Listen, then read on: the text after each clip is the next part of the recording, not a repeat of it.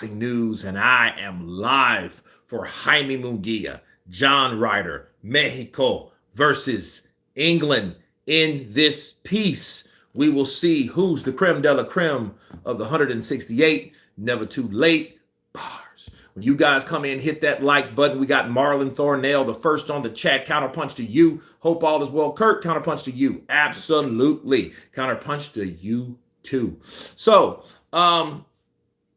we just had Picasso.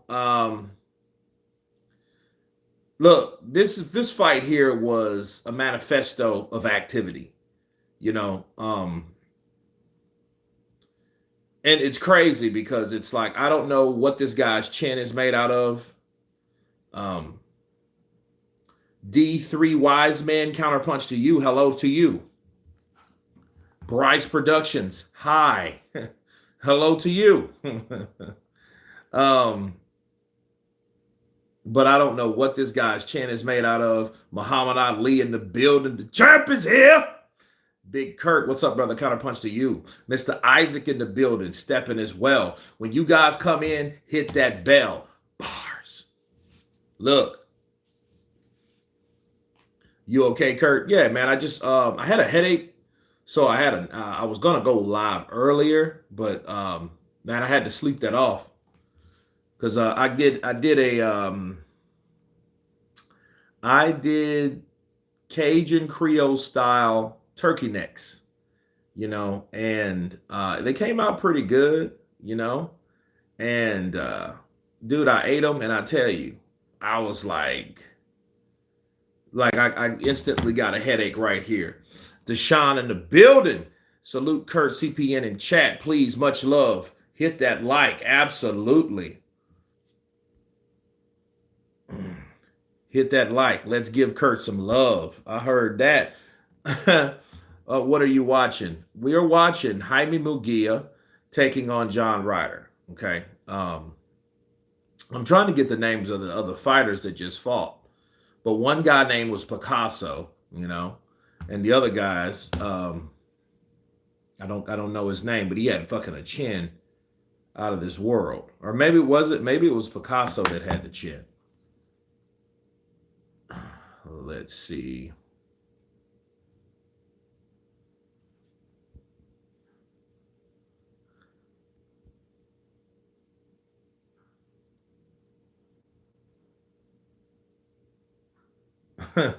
Yes, ball. St. Don in the building. What's up, brother? Counterpunch to you.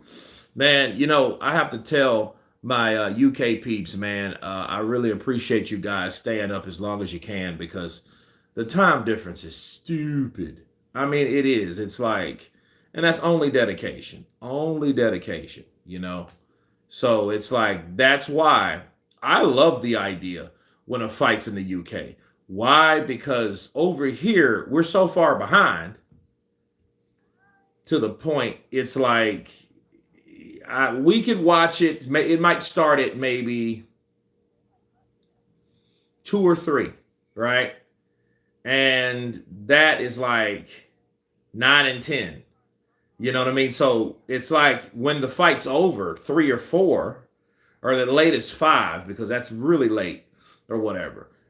We have the whole day over here. So I can go do whatever, you know what I mean? Get some stuff done, but normally I'm doing recaps of what happened because, we have a fantastic British night of fighting, and hopefully we have that as well. Don't know if I last long. Look, I know.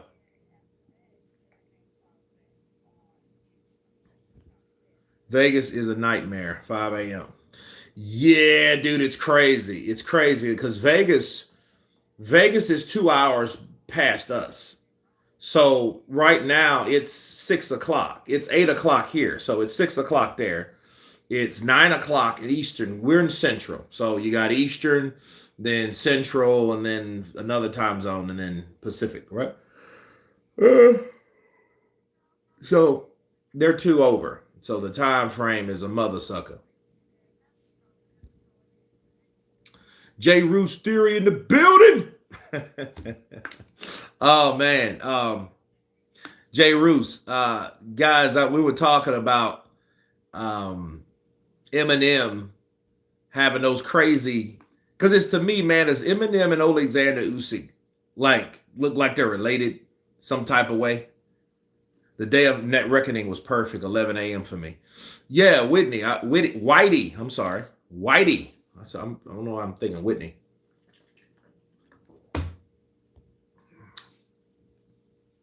Different time zones in the U.S. Absolutely, Mr. Isaac. We have 5 different time zones because we have Eastern, Central.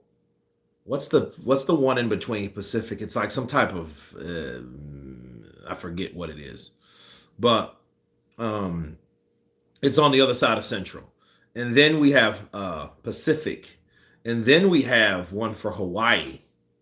You know, aka Slim Shady. I think if Mongia let Ryder hit him like Deverenchenko did, he might get stopped. Well, here's the thing. I think after that fight, De La Hoya and Bernard Hopkins was like, look, bro, you have to cut out all the old school Mexican style shit you got going. Mountain, that's it. Mountain. I knew it was something like that. Thank you, Whitey and Revelation TV. And Blaine Walker. Didn't want to leave anyone out. I said that shit first. you know, so I think that Deverenchenko fight to me still is the fight of the year. You know what I mean? And that was a fight that I didn't even know that was coming on. And then when I saw that fight, it was another fight on at the same time. I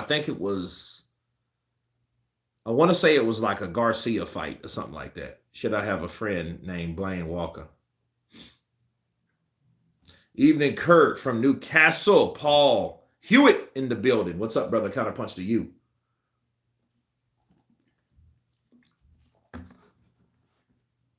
So next Saturday, Conor Benn is back. He's fighting Dobson. I'm gonna do that simply because it's Conor Benn, and I'm very interested to see how he's going to perform. We know what he got into and the shit he went. Regardless of how you sway, he was on drugs, and the thing is, whatever he was taking, he was not aware. I don't care. I want to see if he can still perform and pass these damn tests, because as we've seen of Jarrell Big Baby Miller is not, he wasn't the same fighter. So he has to fight to show people that he can be the same fighter without juicing. So, that's that. Kurt, who wins? Frank Sanchez versus Linier Pero. I'm going to go with my boy Frank because I know him personally. So I'm biased when it comes to Frank. But I'm also a realist. So if I don't think Frank will win, I'm going to tell you, well, look, I'm going for Frank, but, let's be frank. Frank might not win. So, the Battle of the Cubans. Man, did you guys know that, and this is crazy, this is how bad it's got. Luis Ortiz fought in Colombia recently. This dude fought he fought a guy by the name of Francisco Cordero. It was in Cartagena. He fought in Cartagena. He was 258 pounds. Cordero was a smaller heavyweight. He was 215. 210. It's crazy. So there you go. He won KO, and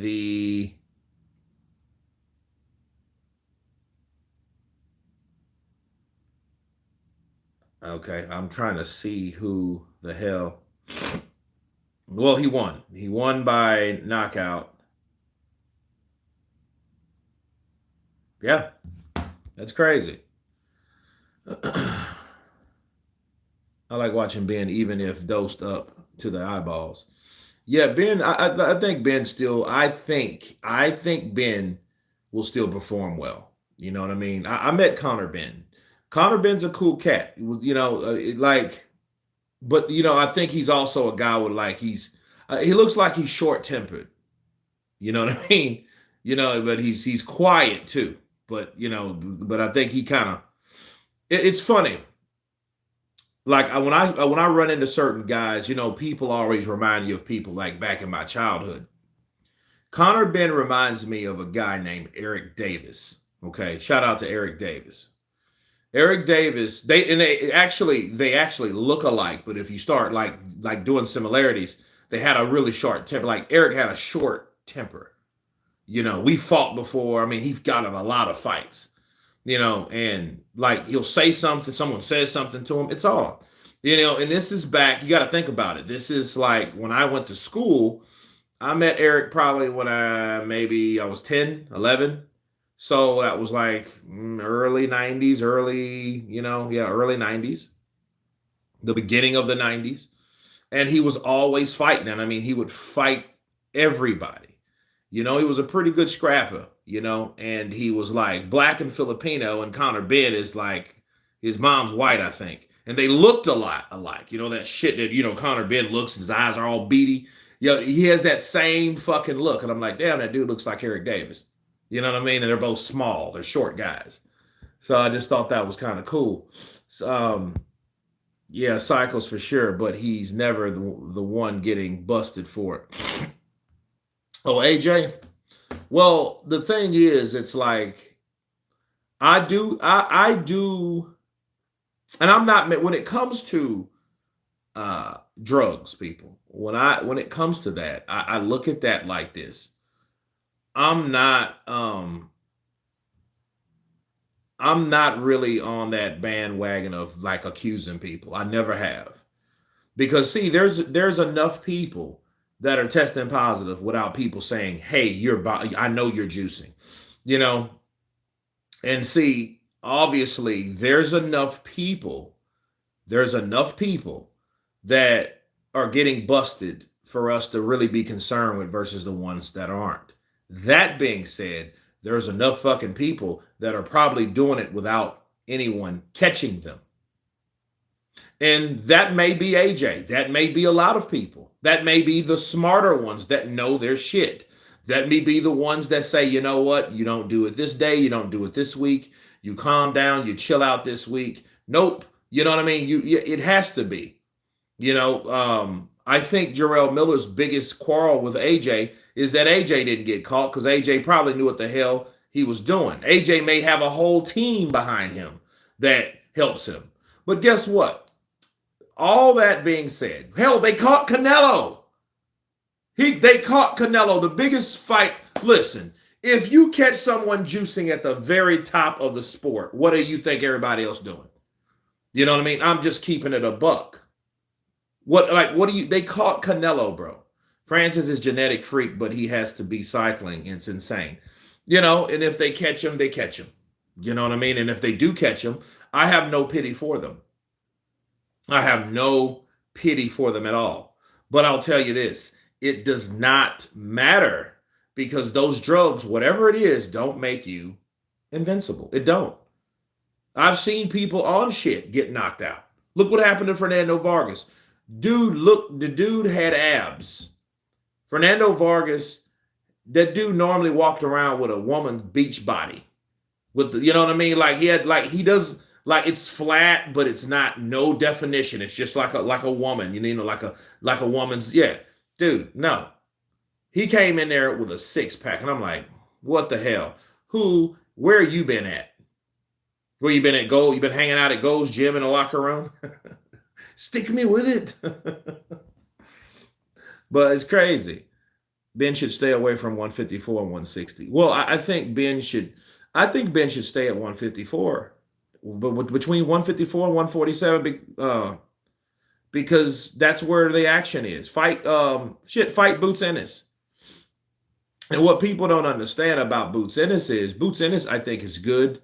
I did a video on Boots not too long ago. If you guys haven't seen it, check it out. Not now, but later. But it's like with Boots Ennis. Boots Ennis is like a guy that's sitting he's at a weight class that no one's at anymore. No one's really at one. No one's there. The only thing that he could possibly do is wait until like guys like Tio gets there. Teofimo, because he's young enough, he can wait around and wait till they get there, to stir up the division a little bit. That's pretty much it. Conor Benn should stay there so he can add to that conversation of guys that are there at 147, because there's no one there now. There's just Boots Ennis, and he's claiming to be one of the best, but we ain't even seen him fight anyone worth of shit because there's nobody to fight. So what you do, you get the best welterweight out there. I don't know. I think John Ryder, man. I'm not sure who promotes John Ryder. That's a good question, Blaine.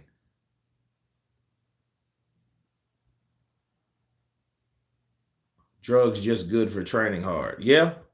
I think the shit makes you know that, hey, it is what it is. Kurt, I was watching Battle of Los Angeles and saw you, a big Marine. Rod, yeah, that was my big ass too. I was about 250 pounds, and it was crazy. I looked like a damn Samoan. I was, and you know what? Someone made a joke on set. That was some funny shit. They made a joke on set, like, "Damn, bro, what the hell are y'all feeding those Marines? Those are big ass Marines." Kurt, how can an era be better than the 70s and 90s of heavyweights? I don't know. That's a good question. Fonfora's sister, Gabriela, I think it is. She's fighting. Damn, they look a lot alike too. They're just they look like they're from Mexico, I think. But yeah, that was me in Battle Los Angeles. Shit.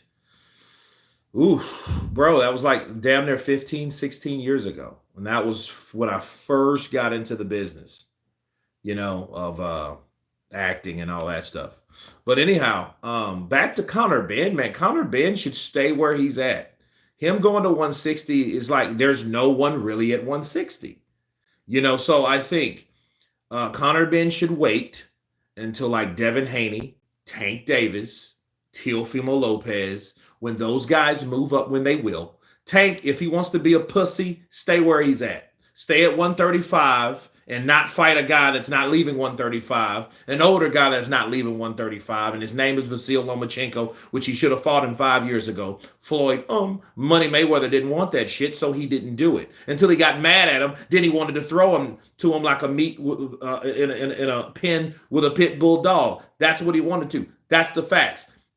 Floyd Mayweather did not want Tank Davis to fight Lomachenko until he won. He started looking like he was getting slow, or he got mad at him. Because he got mad at Tank, because Tank is a guy, he likes to fight with social media.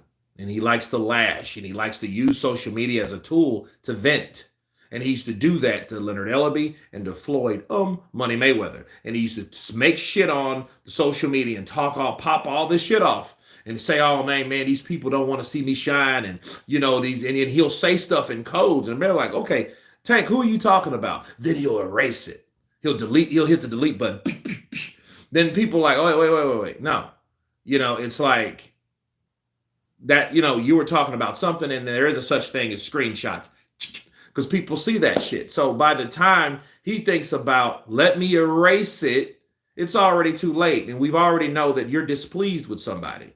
Okay, and he did that enough, and I think Floyd was like, you know what? Send his ass to Lomachenko. Send his ass over to Lomachenko. Let Lomachenko put the Matrix on his ass. Let Lomachenko put the Matrix on his ass. Cabbage Patch Doll face ass dude. You know what? Let him do it. He ain't gonna be like me anyway. Ain't nobody, Leonard, ain't nobody gonna be like me. Ain't nobody gonna be like me in this era.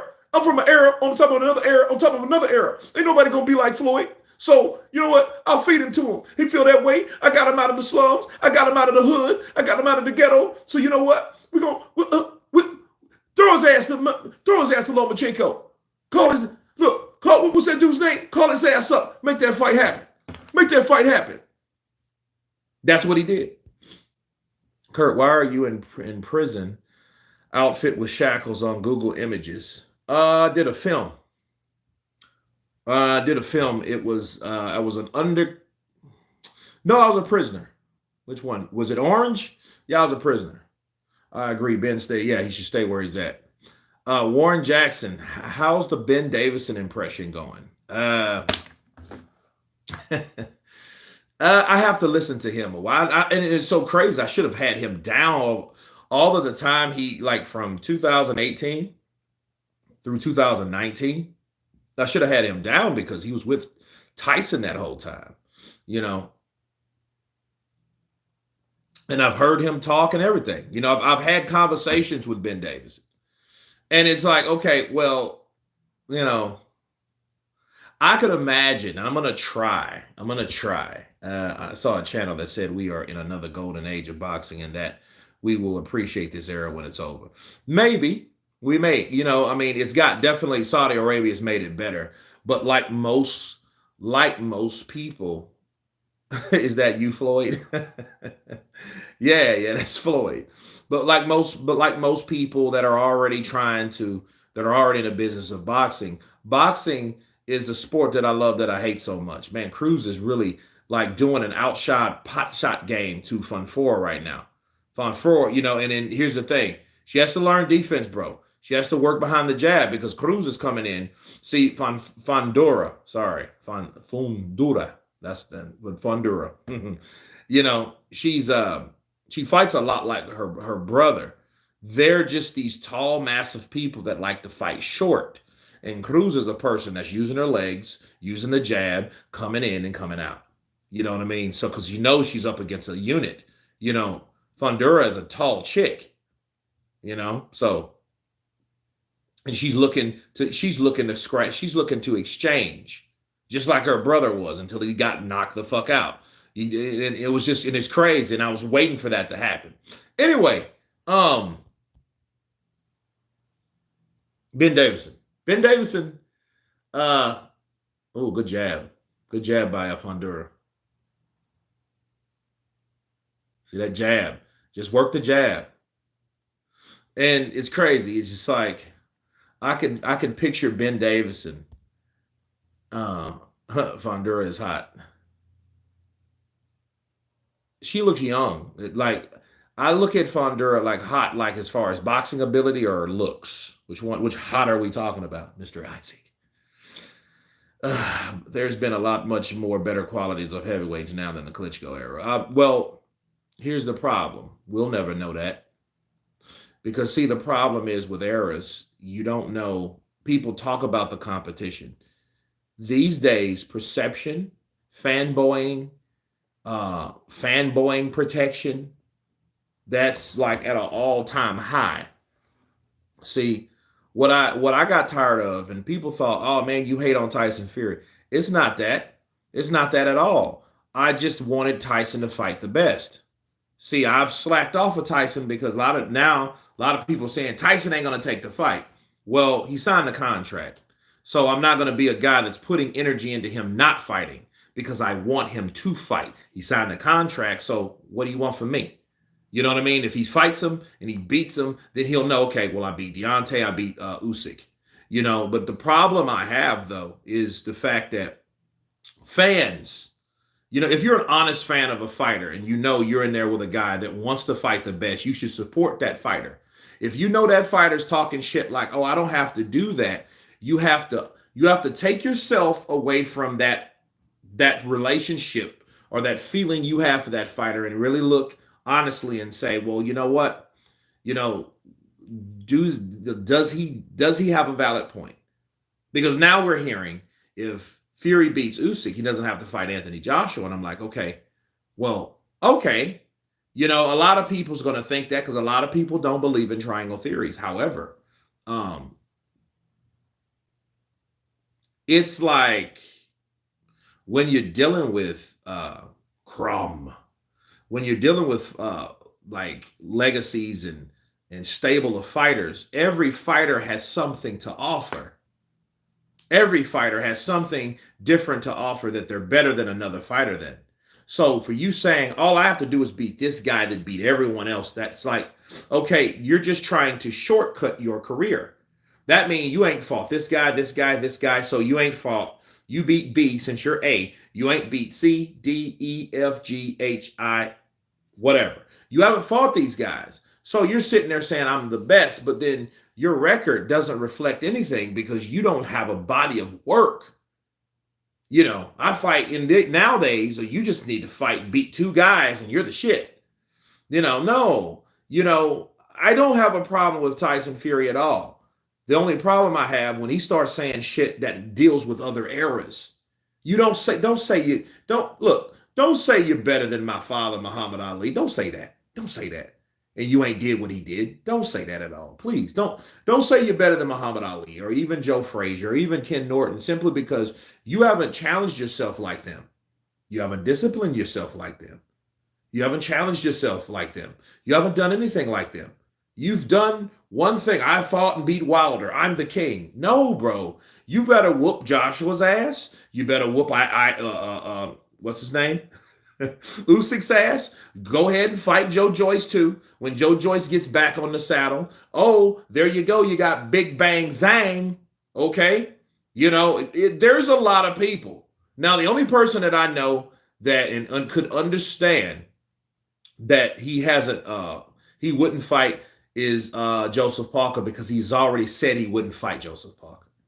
Now, I would respect that because that's his friend. I would respect that. You know what I mean? Because he's like, oh, that's my honorary gypsy brother. I just don't think he anticipated Joseph Parker to be in the position that he's in. Buckley versus White. Yeah, that would be badass. Mark Buckley versus Dillian White should happen. You know what I mean? That to me would probably be an instant British classic, because you got two hard heavy, like they kind of fight alike too. They got these choppy shots. I think Buckley is more balanced than Dillian White, but I think Dillian White's more aggressive, and then they don't like each other. I would love to see Dillian White and Martin McCauley. Oh yeah, that would be the fight to see. I don't care necessarily on the best fighters fighting each other. I just want the best guys that call themselves the best to fight the rest. That's all I want. Then you could say that, like, no, Tyson Fury beat all of them. See, if Tyson Fury whoops everybody, and then somebody always has an excuse, that's why the Terrence Crawford. That's why if he's going to stay at welterweight, what does he need to do? He needs to fight and defeat who else is at welterweight. I know Errol Spence. I've seen his big ass training, which is great. You know what I mean? He's training. He looks like he's about 185 pounds. Great. He's back in the saddle. He a change gonna come. Oh, yes, it will. Right?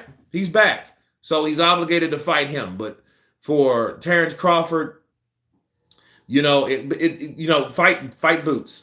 And I know Boots is a guy that it's like, oh, okay.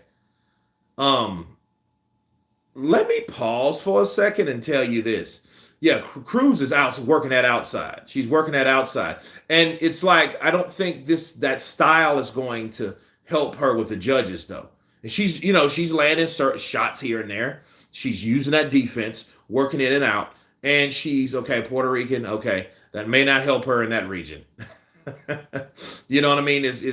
Because Honduras she's coming in and trying to work her magic. Anyhow, Oscar De La Hoya's girl, bro, she was fine, but now she's looking more like she was once another gender. If you guys are looking at it, I'm like, what's up with her? Like, dude, you got see, that was a straight right. Nice. And she's moving. Back. Back.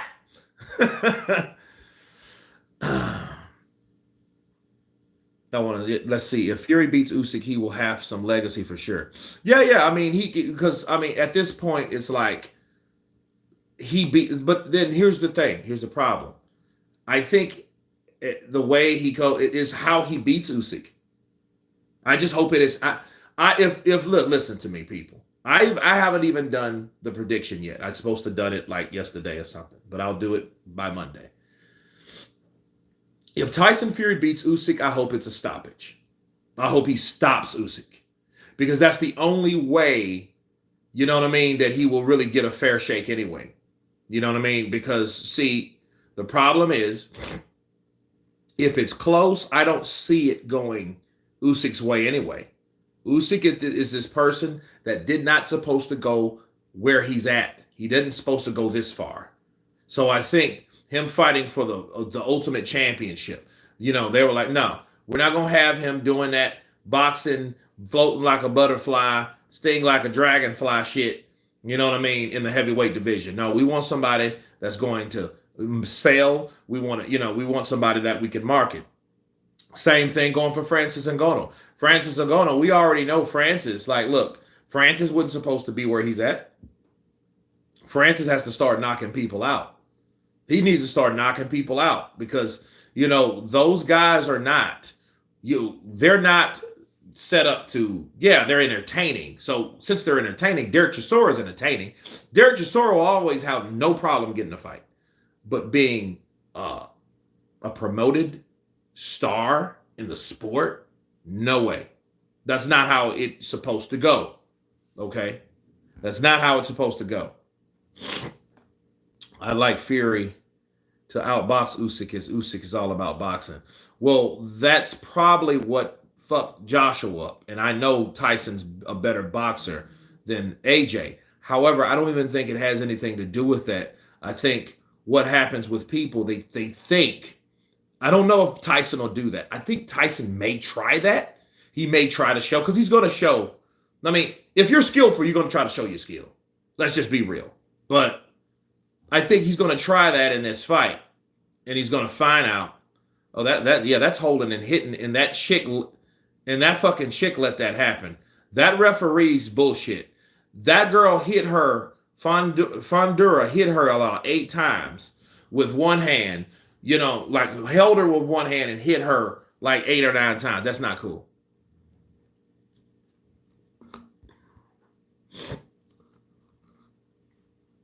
But no, if he tries that, he's probably going to lose. Because, see, what Tyson showed everyone, he said, I'm not an athlete. I'm telling him he's like Kenny Powers. He said, no, I don't know anything about, that, all that shit. I ain't trying to be the best at exercising. I play real sports. Kenny Powers, baby. Fury said he has many ways to beat Usyk.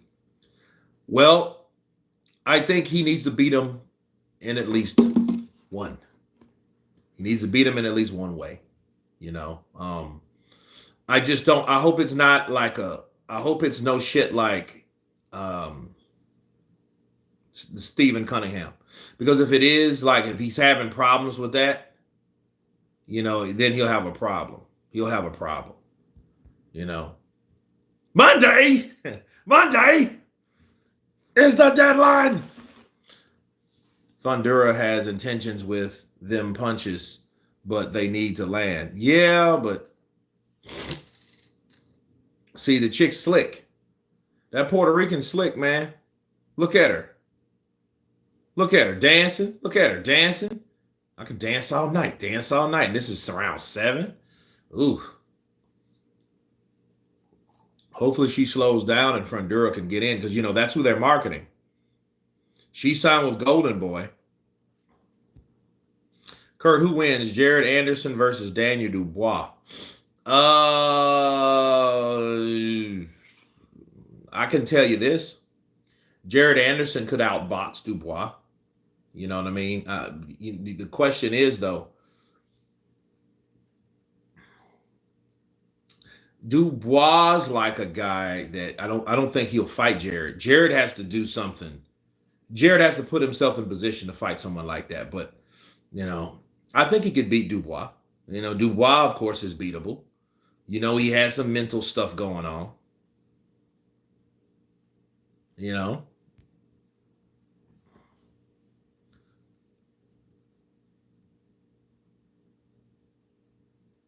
Yeah, she's that. Oh, good. Oh, good. Right. Man, look, Cruz is showing Fondura how to box, move, be slick, and it's pissing her off. Look, because what happens is, look, she's working, but then guess what? The style of someone slick like that's landing the best shots, they're not going to win the fight because they're going to see, this is what people look at. They look at narration, stories. Remember that Max Kellerman shit? He won the story of the fight. And people are like, what the hell is he talking about story? No. You're looking at one girl, taller, bigger, not as skilled, um, but equally more eager. And see, her eagerness to land, people fall in love with. Renee Padilla, what's up, brother? Counterpunch to you. And with her, Fondura, she's not as successful as she likes to be.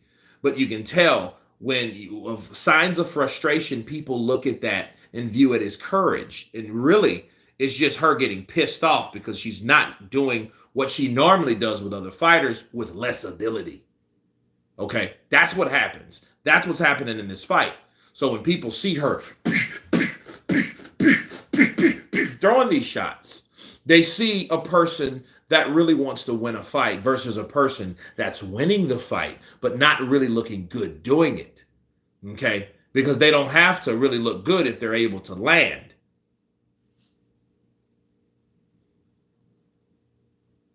This is actually entertaining for female, but actually I am, man. Normally I'm like, yeah, this is some bullshit. But no, this is really good because I'm looking at Fondura. She's chasing her down. She's attacking. And people need to understand, she's aggressive. Aggressiveness. But it's ineffective a lot of times. But people misconstrue that. Good right hand, but she's landing a jab here and there. But that back, look, the right hand, the power punches belong to Cruz. Because she'll slip most of the time. She'll step back. She'll slip. She'll step back. She'll slip and she'll step back. And then all of a sudden, bow! She'll counter that jab of Fondura and punch her in the face, just like she did there. See, Fondura's landing the jab. She's landing. She's coming in. She's landing. And then she's landing the jab, but she's not getting any power because by the time she has these long arms and her timing is not right because the footwork. Look at it. Oh, good right. Then she gets caught with a right hand, a right hook from Fondura because good left hook from Cruz. See what Cruz will do. Cruz is bah! Then she'll move. She's never stops moving. And see, Gabriella, she has to be set to punch. I noticed this now. She has to be set to punch. Good left uppercut, though. Ooh, good right hook. That might have hurt her. That might have hurt her. Now she's not even hitting. Now, see, all she has to do, someone that moves without punching is losing. Someone that moves and punching may be losing. It's based on how you're looking at or how these judges are viewing this fight. Because if they see only what a person does versus perception's a mother sucker. They see a person moving and then moving and then moving and then stepping and then moving and then bap, then moving and then stepping and then moving and then stepping. And that other fighter comes in out of frustration. Stay still, bitch. He'll throw 4 or 5 punches and only one maybe lands, right? But then break. Then that other fighter moving and I'm moving and I'm moving and I'm moving and I'm stepping to the right, stepping to the left, then I'm moving and I'm moving. Bap, bap, bap. Then I'm moving and I'm moving and I'm moving. Like some people don't like that style of fighting.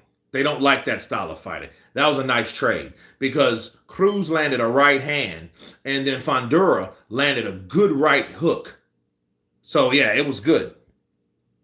In the comment section, we are enemies, but here we are okay. Deal. What are your thoughts on transgender boxing women now? Bryce Productions. Look. Keep in mind, I'm against it. You know what I'm saying? Because it's like, I think if that's the case, how about a transgender league? How about a transgender league? You know what I mean? And that way it'll be fair based on how they feel about each other. But when you try to make something normal that is not, you got a person that's coming in there that used to be George, and then George, his testosterone limit's a lot different. If he snipped root and stem, understand that still don't equalize it, but it would be better. And he has to be verified by a doctor. You better not see no bulge in that son of a bitch's. You know what I mean? No, that better be a slit, not a stem, right? So no, but understand, even when that happens, okay, look at my hand. My hands will always be this big. I have big ass hands. Okay, if for whatever fucking reason I wake up one day and identify as another gender, which there's only two genders, and I want to box in women boxing. I think actually that'd be kind of cowardice. They said that big old motherfucker. I think it depends on what people think of how people look. Because if I was a smaller person and I thought that, maybe I could get away with it. I'm a big ass 240-pound dude, man. And then I'm sitting there with a big ass beard and and a little bra with a little strap on. Man, come on, bro. I mean, like nothing's going to stop my hands and my bone density from punching someone out. Nothing's going to stop that. Nothing. You know, and now it's crazy. There's nothing. Keep in mind, guys, a lot of Fury haters are former fans. I am one of them. Yeah, 3 weeks. But seriously though, man, I don't because I don't like to see men beat up women. You know what I mean? Like we need to wake the fuck up. I don't like to see that. And when a transgender woman knocks a woman senseless, there's a reason why it's transgender. When someone like that happens, then you see that shit happening. And I think what's gonna have to happen in combat sports, what's gonna have to happen, like a lot of women are really pissed off at the shit. They're pissed off like the swimmers because they got that big 6'4" transgender woman. She's kicking everybody's ass. And they're like, that shit ain't fair. You know what I mean? Well, like tell that to society. Society's where society is. I support the next thing. Listen, I support women's boxing to the degree I want to protect women. And unfortunately, it's going to be a situation where it's going to be an issue like that and that's when everyone should wake up. When a transgender woman knocks someone out and seriously hurts a woman. And then they'll start saying, well, wait a minute. Oh, you know what I mean? And then they're really going to start looking at, okay, well, wait a minute. You know what I mean? Like that punch that she got hit with was the equalness was equal to as a guy did it because it was, it was genetically a male. No, I think transgender should have their own league.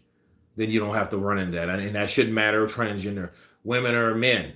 Maybe they should just do transgender women, then transgender men, or do they fight each other? I don't know. But I mean, oh, that's fucked up. She turned her back, though. Cruz turned her back. She shouldn't have never done that. Because, see, that referee was not for her anyway. They stopped the fight because Cruz turned around. I need to see that again. It's a stoppage. But the thing is, it's like you have to look at it like, hey, like, hey, I want to do sports. Like, okay, you have enough testosterone to fight women, but not men. I don't like that shit. You know what I mean? Like, prisons is waking up places too. But no, I think they should have an own league. And if like a transgender woman wants to fight a woman, they don't need reproductive organs to help your pituitary gland to create testosterone back to your balls because there shouldn't be any balls. But then you ask yourself, they're still going to be creating testosterone. But I think when you do take that away, you're still going to need medicine. And that's a whole different issue because when a person does that to their body, they have fucked up effects. If you are a transgender woman and you don't get enough, I think it's estrogen because your body is no longer, you're going to get sick. You're going to start, or your body's going to try to revert back to where it was because it's fucking nature. You can't, the fuck, Yeah, nature sounds. I don't know about own planet shit. I don't care what a person does or how they feel. But I do think it's wrong for someone to have an advantage over someone else based on that. And then, you know what I mean? Don't try to fight women when it's convenient. I don't want that shit. Like, oh, I'm conveniently whooping your ass because I'm a man now. Just because I get mad. I am a woman. Like, dude, don't do that. See, she turned her back. She turned her back. That reminds me of when Andre Ward beat Kovalev, and Kovalev did that shit. Kovalev didn't turn his back though. This motherfucker turned her back. I'm like, come on, bro. Yo, Kurt just joined. What do you think about the stoppage there? Oh, she shouldn't have turned her back. She look and see, this was the 10th round. That referee, bro, from the IBF, from Arizona Boxing and MMA, he listen. This is a chick from more than likely the East Coast. She's Puerto Rican. Now I'm stereotyping, but look. I'm just educated. I'm just guessing. Like, hey, this is what it is, and they were looking for that, and I think they needed that. I think they needed, that stoppage because Fondura, look, there's Bernard, and he was looking, see, that, like, boxing is the sport that I love that I hate so much. You see everyone's around Fondura. Why? Because they want her to be the next Mia St. John.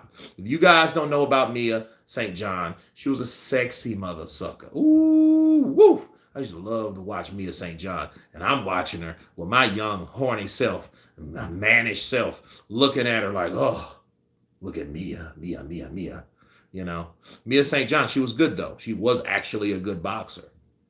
Now, was she Christy Martin good? No.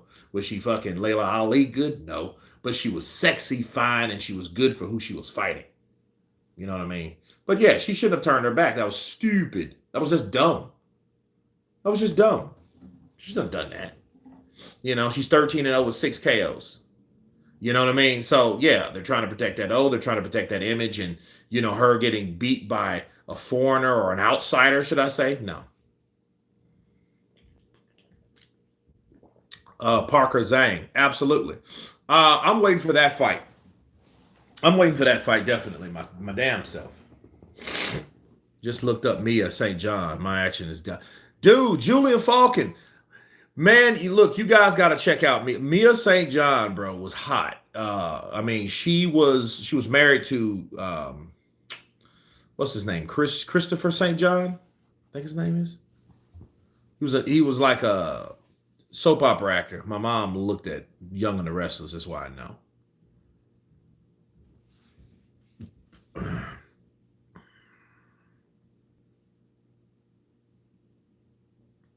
But no, man, Mia St. John was hot. See that's holding and hitting. That's holding and fucking hitting. And the ref said nothing. That's why I knew. The ref is turning the blind eye. This is what the ref was doing. Oh. Oh.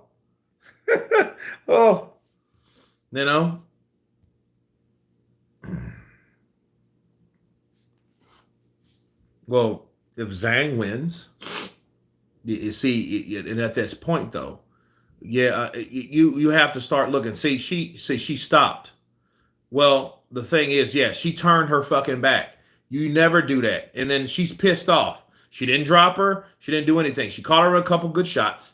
And she's like, oh, yeah, that's fucked up. Yeah, that's fucked up. And I hate that happened to her, but she should have known better. Kurt, do you like thick or slim? All.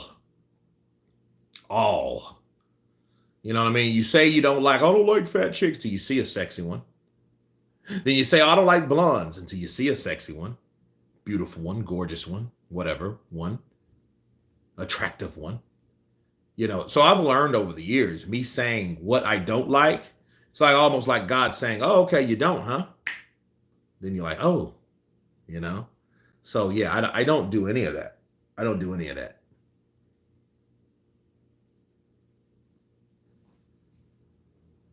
So I like them all.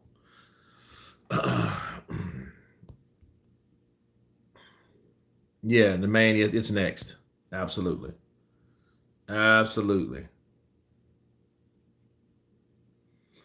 Yeah, all. Man, you can't discriminate.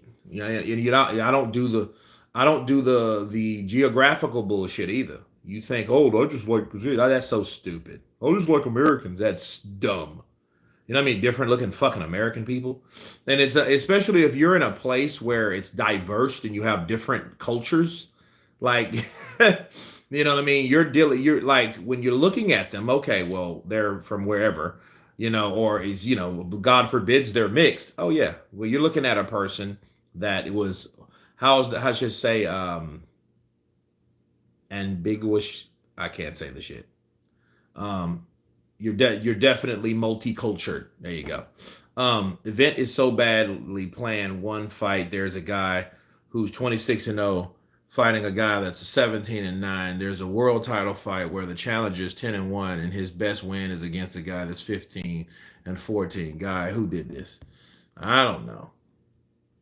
What kind of phone do you have? I have a. This is a dude. I got a fossil now. I mean, the shit a couple years ago, but a dude, it's been 2 years ago. You know. Yeah, yeah. It's a. What the fuck is this? Like an Envy Note Envy 20. Like this is the first one they had of that generation, and it was the shit. Like I could look at someone. It was like a stalker's dream. Look, I could zoom. You know, Don. Some holes or hot dogs turned inside out. The hell? I have no fight for this event. I have no any reason to be excited for any main event. I don't have a pony in the show either. I always root for the underdog though. Is that Katie Taylor? Even better than what I thought. That's what true legacy is all about. And yeah, I'm even seeing these girls in the Olympic Games as well. It's just absolutely fantastic, and I feel like that's part of my life. Katie Taylor. Katie Taylor's talented, and she's not a bitch. You know what I mean? Like some some people are less like, yeah, yeah. Um, I'm obsessed with Asian women. I live in Toronto. So many hot Asians here. Asian women. Well, I tell you, and then this is that's funny you said that. We got a lot in common. Whitey, it's like when I was a teenager, that's all I dated was Asians, South Pacific Islanders and shit like that. hmm That's all I dated. You know what I mean? Like, yeah, her voice. I know Macweed. I was just listening to that. I'm not really a fan of like the female Irish, you know. And it's like, yeah, my Irish crest. I feel you. I'm not saying that but I heard enough of it to be like. But then again, let me see a hot Irish chick. Uh-oh. But I would want one from Ireland. I want a Kaylee Taylor. I don't want one from fucking Boston. You know what I mean? You know. No, so I definitely understand. I dated a lot of Asian chicks, South Pacific Islanders, Philippines, Saipan, Guam. You know what I mean? So a lot of a lot of people are like, what the fuck is Saipan? What's that? You know what I mean? What's the Saipanese? What the hell is that? Yeah, exactly. You know, I doubt Wilder will come back. Irish women are hard work. My ding dong loves the Asian women. He leads the way. Damn. I'm show you who leads, huh? Sounds like a geezer. My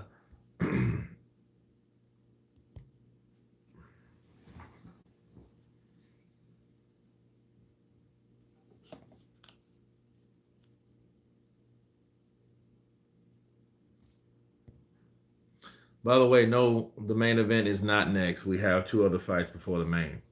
Yeah, that shit be good. That look, and then that shit drags on. Yeah, it drags on. Luckily, I took a nap before this. You know what I mean? Because I was like, once something you don't really want to see, and I think the zone gives you a bunch of bullshit.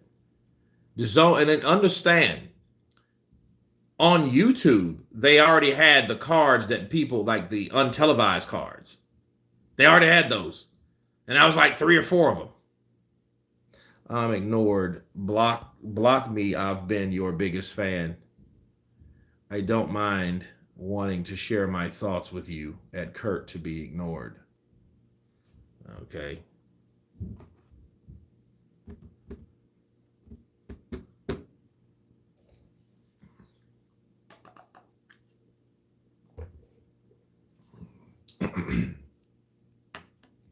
Well, I'm a world traveling guy, so I mean, I've been a few places, so I like to say, I like to think. Yo, Kurt, just listening to just letting you know that I appreciate your consistency and holding us down. The Mehin, appreciate you, man. I appreciate you. Matter of fact,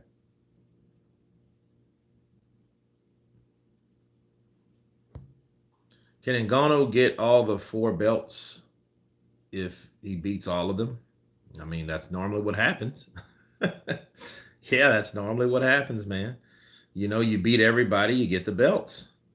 You know,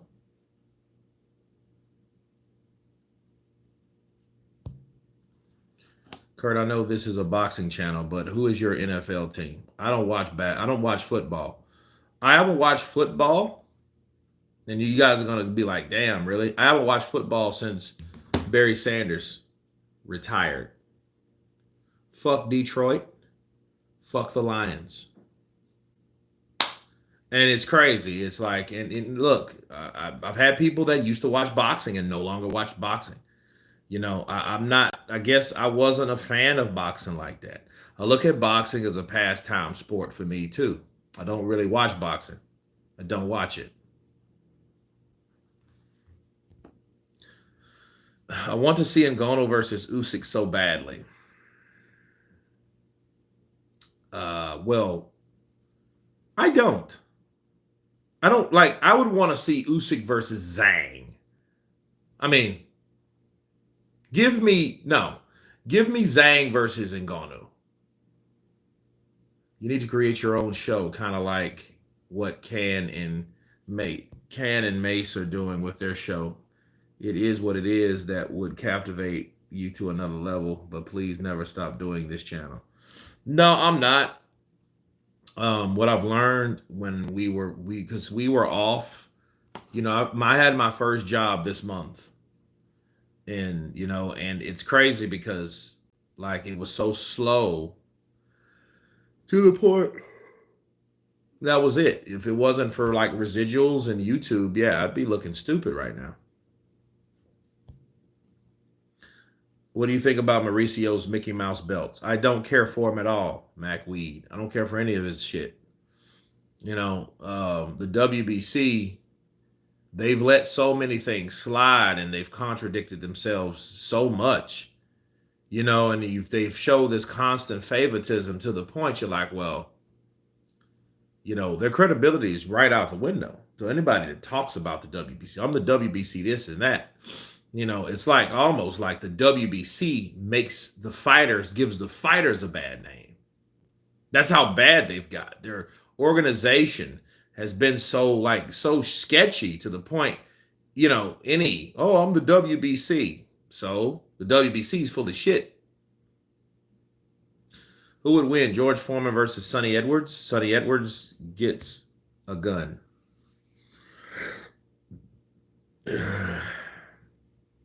Yeah, I mean, yeah, the WBC.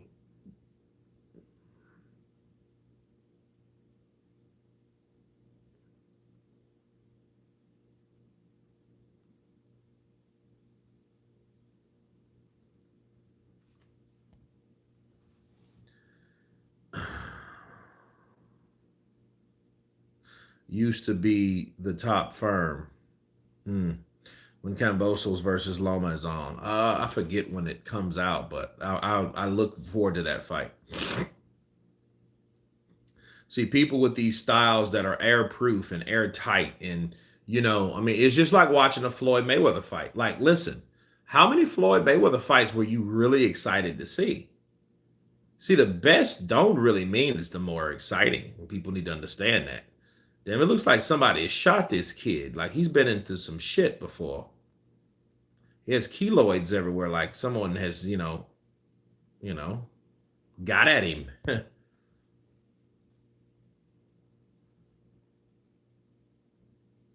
Jared Anderson versus Bakahil Jolalov. I don't know. I haven't seen Jolalov enough, honestly.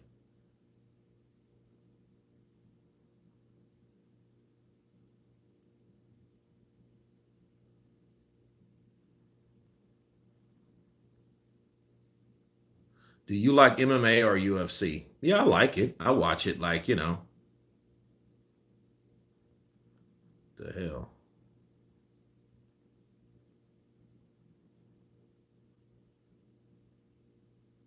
I don't do drugs. Don't say things that are not true. Counterpunch. False media keeps your comments to yourself. Isaac, how could I spell your name? Being high.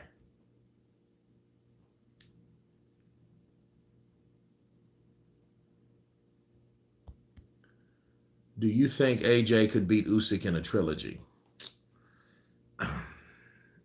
Well, here's the thing. If he doesn't, would you be surprised? Would you be surprised if Joshua got beat again? Some people you're just not going to fucking beat. You know what I mean? Like that's just like I don't want to see that shit again. Usyk's better than Joshua. That's how those guys. Usyk can beat Joshua. Usyk is better than Joshua. Okay? That's it. There's nothing wrong with that. You know what I mean? You know? But is Usyk better than Tyson? Is Tyson better than Usyk? Is Tyson better than Joshua? These are on like these formulas of fighters. They have their own personal connection or what's the word I'm looking for when like chemistry and shit like that. They have their own formulas. Okay? They create their own formulas.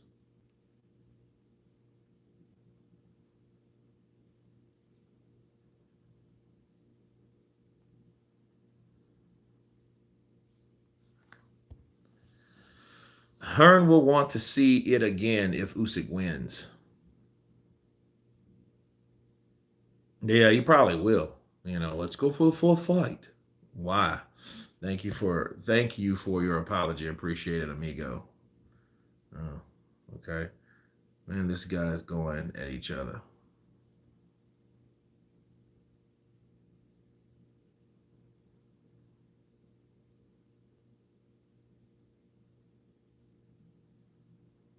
Keep yourself awake, Kurt. Ask Fury for some spare coke. Nah, I'm good. I am good. Just woke up in the UK 3 in the morning in the UK and can't go back to sleep. No, man, stay up. Shit. We're not going to sleep anytime soon.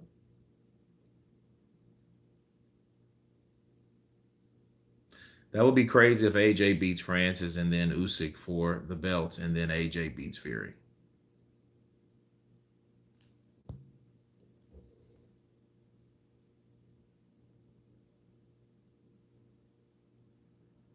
Kurt, do you think Anthony Joshua and Deontay Wilder will happen eventually? Well, if it does, it won't mean what it used to. It ain't gonna mean shit unless see like here's the thing. Wilder he's on the redemption list. That motherfucker is he needs to redeem himself.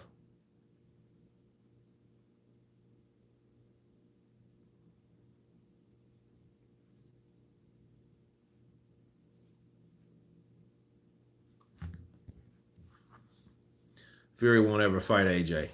Well, if he beats Usyk, he will have enough reason and enough people. Nobody will want to really see it. Unless Joshua keeps kicking ass. Now, the more ass he kicks, I think that'll be the next rising star. But see, I think Tyson enjoys his life more than fighting. He says he's a fighting man, but I think Tyson loves party life. I don't think he's ever got to the point where he's just been, a guy. He loves the party. He loves to drink Guinness, have Irish breakfasts, go out on the town, go out of town. He's one of those guys. He likes to drink a lot and do stuff like that. You know.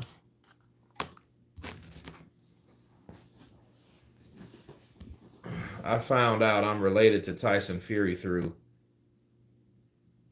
Finba Fury. Who is Finba? What would it take for Wilder to get off the redemption list after Fury?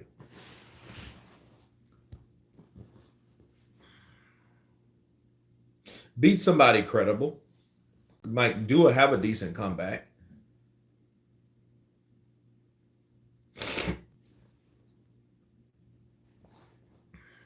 Fury is typical English, drinks and fights at the same time. um,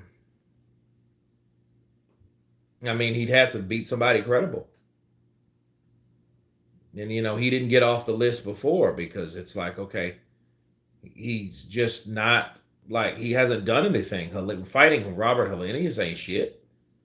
Robert Helenius is a guy that's, he's been beaten. He's a tune-up guy. You can't get redemption for that unless you just look, oh, he won another fight. So he needs to show that he belongs. But he always needed to show that he belonged.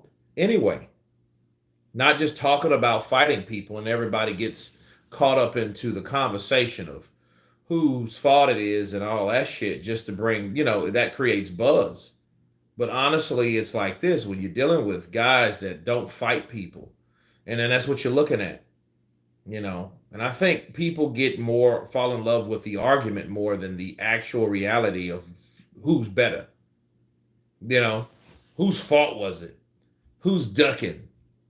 I mean, that's what we're dealing with. We're dealing with, like, in these days and times, that's what we're dealing with.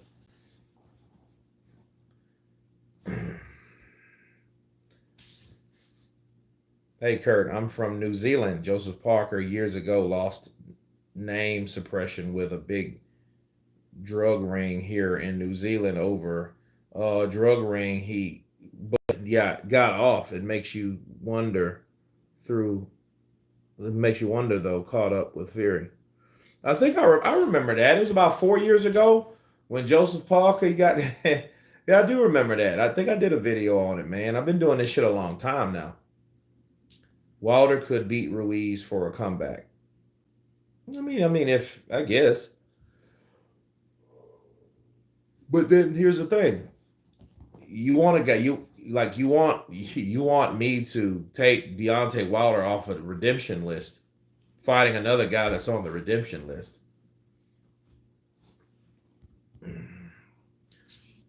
Let's see AJ beat someone with a pulse.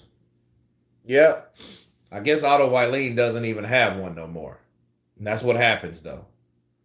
As soon as someone AJ beats anybody, they ain't worth a fuck no more. That's what I know. I noticed, like, oh, they're bums anyway. And you know how I know that? Is because when the talks for Zhang and AJ, people were saying, like, this time last year, if he fights Zhang, he's cherry picking. Now, Zhang and Parker are fighting, and now they're commenting, oh, well, you know what? Zhang's one of the best. Well, I guess. You know what I mean? I guess. Philip Hrgovic versus Frank Sanchez. Frank got Philip's ass. Frank will beat Philip Hrgovic. Put it this way. Hrgovic would have to knock out Frank to beat him. He'd have to knock him out because he can't outbox him. I don't think his boxing ability is that good. Kurt, do you think we'll see AB fight this year? Adrian Broner? He's training for somebody. Adrian Broner has, he's done so much as far as, he has a good resume, but his credibility, his reliability, a lot of that stuff is gone, bro. It's pretty much low end. Tyson's greatest opponent in his career is the bar.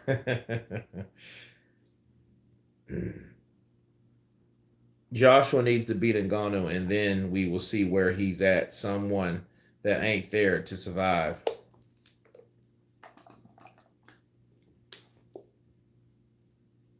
Tyson has to worry about Usyk.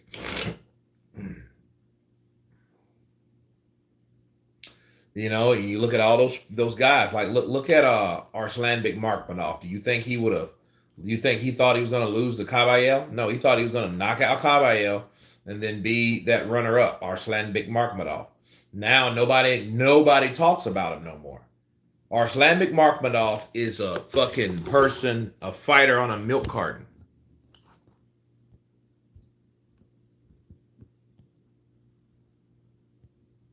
Jared Anderson versus I get Caballero. You know what? That's the fight I actually want to see because it's time for Jared Anderson, though, especially based on his itinerary or his plans to leave the sport. He should be wanting to fight the biggest and best fighters out there quickly because he wants to get the credibility. He wants the big names because he wants the big money. He wants the big money so he can stack that paper so he can retire early and do whatever the hell else he wants to do with his life. You know what I'm saying? That's what he wants to do. And if he wants to do that, I think, and I would suggest to him, he needs to start getting those fights. It's just like now everyone is doing the same shit. Look at Caballo. Caballo don't want to just wait around and fight another hard person. He wants his opportunity. He's the winner of one of the days of reckoning. Joseph Parker's fighting Zilly Zhang. Otto Eileen's out. Okay, so yeah, someone like Otto Eileen would probably be good. You know what I mean? For someone like Jared Anderson, because he needs to start beating guys that other guys have already beaten. That hasn't been fell too far off the fucking horse. You know, but Otto Eileen's nose, it looks fucked up. He still has this big ass knot right there, and I'm like, oof. You know, uh, yeah.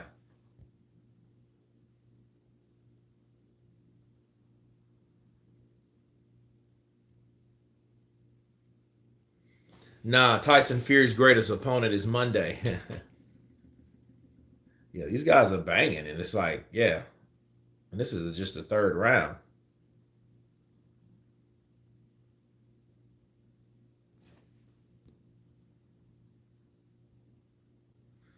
What if Usyk and AJ wins?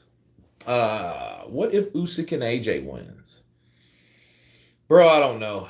I don't know. And something is going to happen though. I don't know. I don't know what that's going to be. It looks to me um yeah, see, you got Colazo and then Gutierrez.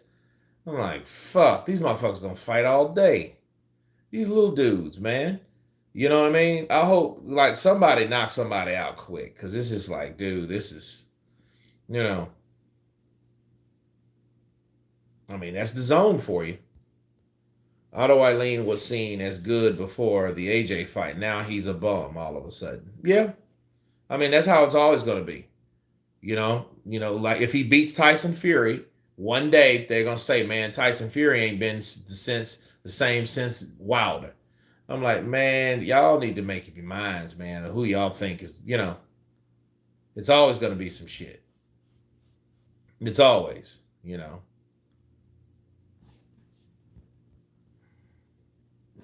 Zhang versus AJ. Well, that could be a reality because what people don't understand with the undisputed fight, there's a rematch clause.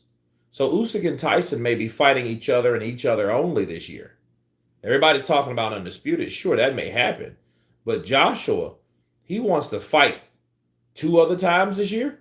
So yeah, he needs to fight someone there. Like if he could, like if the Zhang versus AJ, that would probably be the next fight. But then who's to say, what if 258 will be like, no, AJ, no, man, no, mate, don't fight him. You see what he did to Parker? I want to see Fury AJ the most.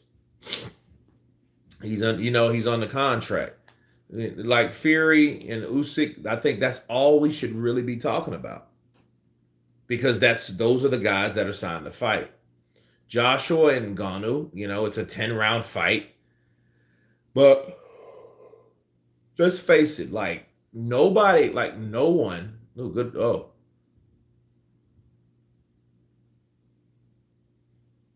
Like Joshua's not gonna be on anyone's undercard.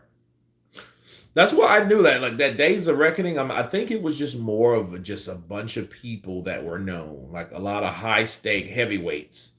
You know what I mean? Some undefeated, some not.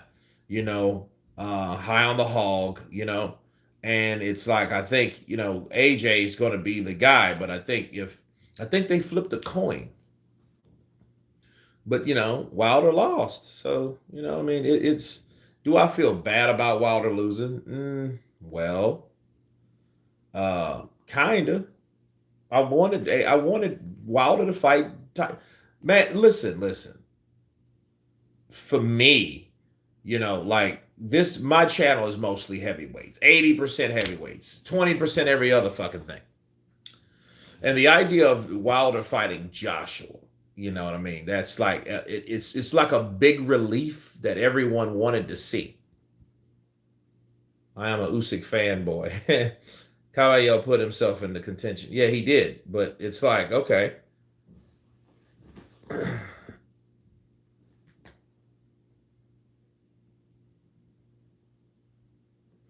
Yeah, 4 times that Hearn said AJ will fight, but no, man. I mean, you just this shit's crazy.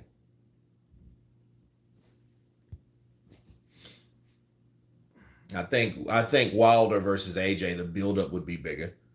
You know what I mean? I like Ngannou's a substitute, bro. You know what I mean? Ngannou is a substitute. That's what it is. If Usyk wins, I'm going to bloody cry tears of joy. This is my Super Bowl Stanley Cup. Well, if Usyk wins, he would be the biggest fucking king slayer in the history of boxing at this point of this era. Let's say that because he's taken out he's taken out AJ. Now he's taken out Tyson Fury. Then Wilder is pretty much obsolete until he redeems himself. But hell, you know, for money, for marketability, you know, you want Tyson to win. If Tyson beats Usyk, then see Usyk. But here's the thing: who's to say Usyk like he's undisputed? Okay, if he beats Tyson convincingly, he beats the shit out of Tyson. What does Usyk have left to do? He's been a 2-time. He's like Terrence Crawford. He's like Clarissa Shields. He's like Naoya Inoue. He's like those guys. 2-time, 2-division, undisputed champion. I mean, there's nothing else for him to do at that point. You know, he beat Tyson Fury, beat Anthony Joshua, and Deontay Wilder just got defeated. So no one really looking for that fight. You know, there's no one that, hey, yeah, we want you to fight this guy. No, you're just the best of this generation, and we didn't think that you would ever compete in this division. That's crazy. But if Tyson beats Usyk, then he can prove, like, hey, I'm better than AJ, because AJ couldn't deal with this guy, and I dismantled him easily, the fucking Dulce, the bodybuilder. I took out the middleweight like I said I was going to do. I mauled him. I put his ass to sleep. All you AJ dick suckers can weep. Bars! Yeah, man. Yeah. It's crazy. I don't think you're allowed to pin the guy's head down with your forearm. No, you're not. That's what he did to Cunningham. But see, that fight, something's happening, and it's not the fight. People are looking like elsewhere. I don't know what happened.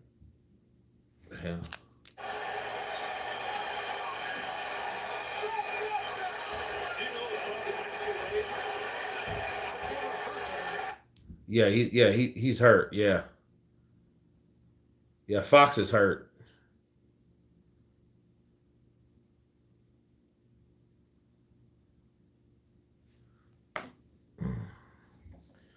Kurt, was Fury's knockout of Cunningham legal? Here's the problem. No. Morally, it wasn't. But see, when you have an overseer like a referee that allows things to happen, things slide. And he let that slide. I don't know if he intentionally did it. I don't know.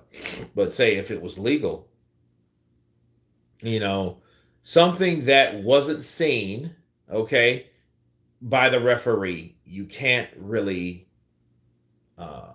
object. You know what I mean? Unless he's seen it and didn't say anything. And then it's like, it's crazy. You can't ever say what a person's seen or didn't see. That's like a law thing.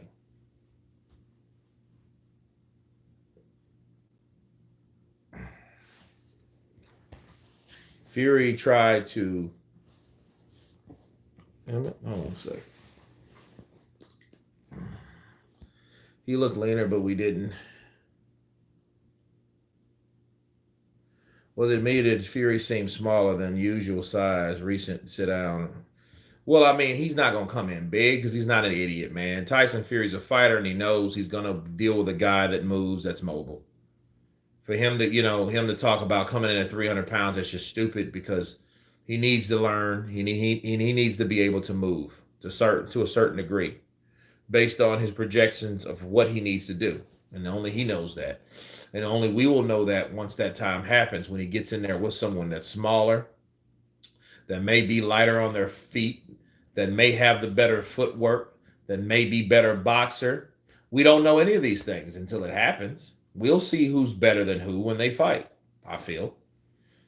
I'm just like all this shit, man. We've been talking a whole year, really, since 2021. That's supposed to happen. Tyson will be winning already before the fight with AJ mentally if it happens. But him making so much money, I think after saying beat C,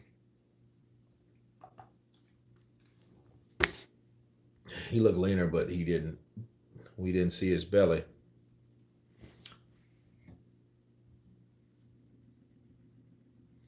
And see, we have to get past this fight, then another fight, then the fight. I'm like, dude, what the hell?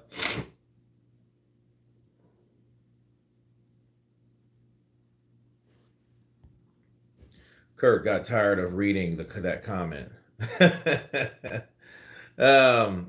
Tyson will be winning already before he fights with AJ mentally if it happens. But him making so much money, I think, after saying a beats C twice, B to beat AI won't fight him. All this talk from Big John about Fury ain't training is waffle. He might have been paid to say that, because John be lying too. He's a liar, you know. Nature sounds. Well. Here's the thing. Mauricio's a bitch, so we don't know what's going to happen with the WBC because, see, Russia is still boycotted. There, and he's still using that shit. Mauricio, dude, the dude's he's a pain in the ass. It's almost like, well, Mauricio, he doesn't want to allow the sanction of the WBC, so he's not sure. He's not sure. But yeah, dude, I'm telling you, that fight, that should be the next fight. But I'm gonna tell you, oh, good right hand.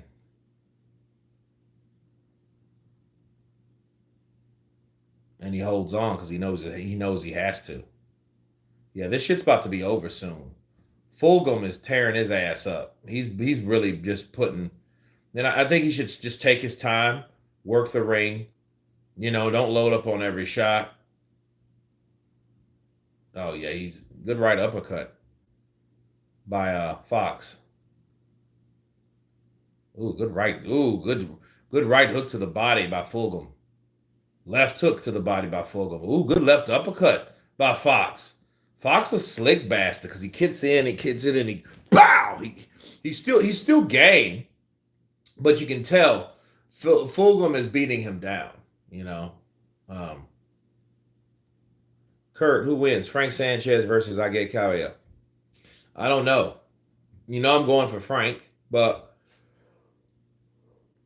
Carrillo has the inside boxing ability. And see, Frank is a Cuban fighter, which if you notice, a lot of Cuban fighters don't like to fight on the inside. They're like in and out, cat and mouse, set they like to set traps based on their footwork. They want you to come in and allow them, and so that allows them for you coming in setting shit up. Bow, bow. Then they'll step out, move. Some people are just better than others. Some people are, compulsive with footwork. Footwork doesn't mean running unless, because a lot of people don't understand footwork. Footwork is a form of defense, If you're doing lateral movement to avoid punches, and then you say, oh, he's a runner, that means you don't know what the fuck you're talking about. A lot of people don't. And I think it's fair to say I don't like people that avoid attacks by using lateral movement from left to right. Avoiding, eluding, weaving left, you know what I mean, and taking a walk around the block. Okay. That's what a lot of fighters do. Then they reset, then they set up their attack, then, back, back, back, then they're moving, So, like, a lot of people don't like that. Caballero, could, if, see, and I don't know if that'll happen. I don't know if that, like, see, I think Frank's a lot better than someone like Arslan Big Markmadov. But then again, that's why there's levels to this too. Prime Roy Jones Jr. versus Julian Jackson. Roy Jones will destroy Julian Jackson, bro. He would destroy him. There's just like Roy. Listen, Roy is the Floyd times 10 in that era. Even though Floyd started in 97 after the 96 Olympics, Roy was already doing that. Roy was the fighter of the fucking 90s. He was the big brother of Floyd. Floyd looked up to Roy as like, but then he also knew the relationship that Floyd had with Roy. Roy did everything that Floyd wanted to do, but he did it first. So Floyd knew a good barometer of what he should do versus what he shouldn't. Roy was that dude that kicked everybody's ass. Roy was that dude that beat you up. Roy was that dude that, that HBO hated first. See, HBO, dude, and it's bad and it's sad, like Larry Merchant. I just recently, last 3 or 4 years, found out that he was actually a racist. You know what I mean? I just thought he was just, like a hard ass, like, oh, I don't want to see this fight. I don't want to do this. I don't want to do, I don't want to see you fight this guy, because a lot of those fights from Roy Jones were so dominant that he's like, damn, who's going to beat this guy? And he was beating guys like Antonio Tarver. He was beating guys like Eric Harding. He was beating guys like Lou Del Valle. He was beating these guys that were around, Virgil Hill. You know what I mean? These guys were top fighters at the time. They just weren't better than Roy. Bernard Hopkins, okay, lights out James Toney. He was beating these guys, easy. He was just that dynamic. No one was beating Roy Jones Jr. No one. And that's what the guy that started at 154. Nobody was beating him, and then understand, when Roy was so big, how could Floyd be Richard Hall? Yeah, I mean, you've seen what he did to Richard Hall, Drummond for Life. He made him look stupid. And he hit Richard Hall so many times to the point where when he stopped, Richard Hall was pissed. Dude, he was like, all you seen was those fucking, my mom called them mice titties. He's had these fucking dreads. They're all just flying all around the place because Roy was just like, boom! He was hitting this dude at will. And it was just crazy. And Roy was just the shit. But understood, like, I think Floyd knew what to do versus, like, I'm not going to do it that way. I'm not going to fight everybody. I'm not going to fight everybody and their mom and dad, because I've done that before in one part of my life. I'm not going to do that anymore. And Floyd didn't. That's why Floyd never got beat, because he already seen, like, look, me going up doing that shit Roy did, it didn't work for Roy, did it? Roy did everything. You know what Roy's problem was? Roy Jones Jr. fought too long. He had done everything from 154 to 200 to heavyweight. So from super welterweight to heavyweight, Roy did and beat everybody with no losses, no draws, one fucking robbery. I mean, and that was by disqualification. Okay. But, and then he knocked the dude out the first round. Nobody was beating Roy Jones Jr. Nobody. And Roy was just too big. He was too big. He was too good. You know what I mean? He was just like, and I think that the ego of Roy had him thinking, well, I have to keep doing this. And he did not. Griffith, yeah. Montel Griffith got his issue. And that was the biggest pile of bullshit that I've ever seen. You know what I mean? And listen, all those guys that fought, And the same thing happened to Roy Jones Jr. in fucking Korea. Is the same thing that happened to Floyd Mayweather. Pretty boy Floyd Mayweather was robbed, bro, in the Olympics. You know what I mean? He was crying. He was a kid, bro. He was a kid, and he was like, "Yo, I guess I'm just gonna have to go do this in the pros." And he fucking assassinated everybody up until Ronaldo Hernandez, and he took the belt from him at 19 years of age. He beat him. He became a world champion at age 19. Okay, so it was like, all right, then at that time when Floyd was doing that, Roy was already fucking middleweight, super middleweight. You know, he was the king, bro. There, you know what I mean? He was the king. You know, Tyson was losing his fucking mind doing coke and shit and beating up people and slapping people around and biting ears off. Like, you know what I mean? So, like, then you had Lennox Lewis. Okay. Then you had Oscar De La Hoya. So Oscar De La Hoya had that squeaky clean, um, um, what's the word? Not personality, but someone help me. Um, just like John Jones. Well, yeah, John Jones, but no, he had this reputation. There we go. He had this squeaky clean reputation. How about Roy versus Mayweather at 154? Understand, Marlon Thornell. You're talking about Floyd being at 154 in 2014, 13, 12, 2012 compared to Roy being at 154 in like 19. Dude, that's a span of fucking like 2000. That's a span of over 20 years. No. I mean, but like fantasy wise, sure. I mean, um, Roy would destroy Floyd. Why? Floyd was talented. Floyd was strong. Floyd was quick, but Floyd was small. Prime. Yeah, look, what you don't understand about Roy was so, I think Roy would just like, he would, first of all, he would probably stop Floyd because Floyd with the shoulder roll and what it was like, his athleticism would probably be a key factor in that fight. Even though Floyd was a monster, but Pretty Boy Floyd, was very overzealous. He was very active. He threw a lot of punches. Floyd was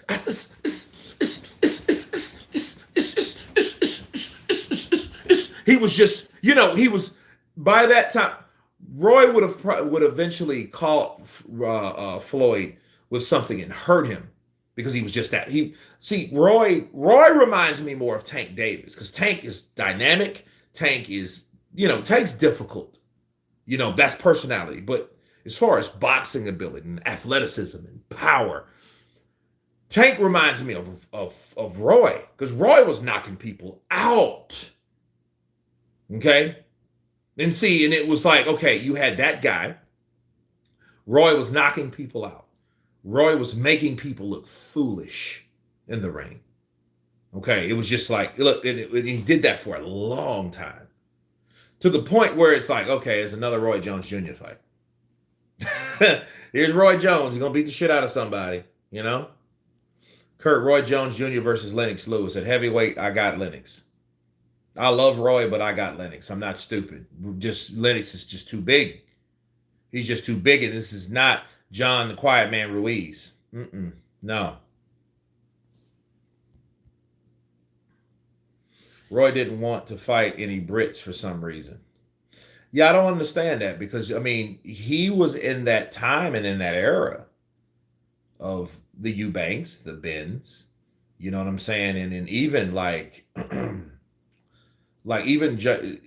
don't know what that was about, St. Don. I don't really know what that was about, but I don't see those guys though. Me just looking at how Roy was, I don't see them beating him. I don't see those guys giving him problems. I think Conor Benn will probably be mean enough to probably die in the ring because he's just mean. We see McClellan fight. We see that motherfucker he got knocked out of the ring. Gerald knocked him out of the ring. Motherfucker pulled himself back in the ring and permanently crippled this man. Yeah, that shit was dying. Now I'm getting fucking goosebumps thinking all on my legs, just thinking about that shit, man. Just thinking about it. It's like, ugh. You know what I mean? I'm like literally like, you know what I mean? Like my hair is sticking up on my arms and shit. You know,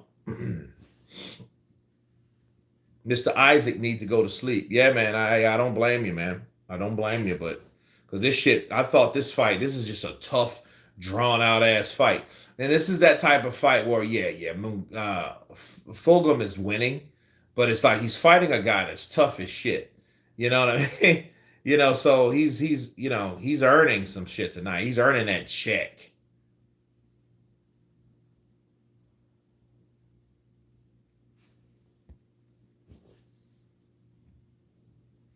Who wins? Roy Jones Jr. versus David Tua.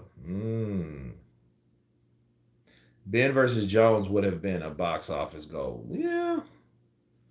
Yeah. I think the time, like, understand Roy was moving up in weight, though. So, because see, after James Tony was the man to beat, you know. Maybe if he would have stayed at 160, yeah, those fights would have definitely happened, you know.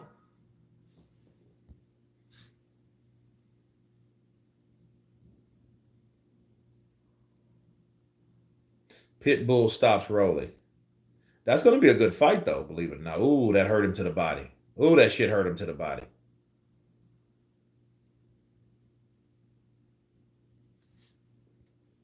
Squilla 50 in the building. What's up, brother? Counterpunch to you. Who wins, Roy Jones or Sugar Ray Robinson? Ooh, wait a minute. I still got Roy. Because I haven't seen Sugar Ray Robinson in the clips and in the footage that I've seen him in. I haven't seen him. I haven't seen him I haven't seen him and he's done some amazing things just based on his resume and based on I mean, he was like Muhammad Ali looked up to him. Muhammad Ali, basically, his style was pretty much Sugar Ray Robinson. Hello, Kurt. Please, when is the fight? Mark Rubin. It's after the last fight, after the next fight. But the good news is this fight's almost over. Damn, he knocked a big ass spit down. That booger went. I got the GOAT winning against Roy Jones. Yeah, I mean, I ain't mad at you for saying that. I just don't think he beats Roy. I just don't think it. I don't think he did. You know what I'm saying? Understand this though. Taking this into consideration. It was a different time, different rules, different amount of rounds. So it's 15 rounds. You got to count all of these rounds, especially if they're still there. Sugar Ray Robinson though he's just an all time legend. He is the true GOAT. You know what I'm saying? He is the true GOAT. I remember Muhammad Ali telling Sonny Liston. He said, Sonny Liston, you tell Sonny Liston, I'm here with Sugar Ray. I'm ready to whoop you all day. You a bum. I'm gonna make sure that you gonna get you some. And it's just like Sugar Ray Robinson, dude. I love to look at old clips, man. That's why I miss if you guys in the UK, man, like we had over here, maybe 20 years ago, 20 some odd years ago now, we had ESPN had what you call ESPN Classic. And we had all the older fights on there. They had the Rocky Marcianos, the Sugar Ray Robinsons. We seen like Ezra Charles. We seen the Sonny Liston fights. We seen the Pretty Boy Floyd Patterson fights. Igamar Johansson fights. We seen the old Mongoose. Archie Moore fights. Like ESPN Classic was the It was. Definitely it was. And then they like for some reason, I don't know if I don't know. Sometimes people just it just makes you think though, like some people are true pricks. People have no passion. And when you start only looking at I miss the hell out of ESPN Classic. Yo, School of 50, me too, man. And I know it was some prick that only thought about budget and money or budget cuts and how can we save the network money and all this dumb foolishness when it came to that. you know. Um, so you got to thank probably some old fuck that's living up in a mansion, that's drinking soup out of a straw or something. You know what I mean? You don't some prick that made a decision to stop showing people's contribution to the sport of boxing. That's their dedication, that's their passion, that's their profession. They're showing their craft, they're showing you how good they were. You're taking away the evidence of that. You're not sharing it with the rest of the world from the future and the present and the future to come. You fucking prick. See that type of stuff. I miss Teddy Atlas commentating. I miss ESPN Friday night fights and Tuesday night fights. ESPN two. Cause see, you had ESPN, you had ESPN two, then you had ESPN Classic. ESPN was a I mean, it really was, man. I mean, that was just, you know, yep.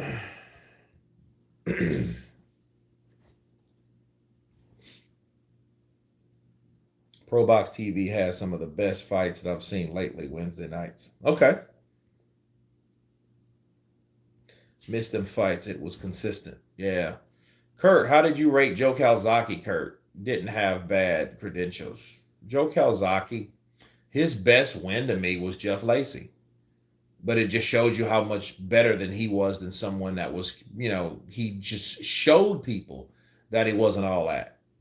Like the Roy Jones Jr. Bernard Hopkins fights, he fought those guys at a time. Unfortunately for him, he wouldn't get credit because those guys weren't who they used to be, even at that time.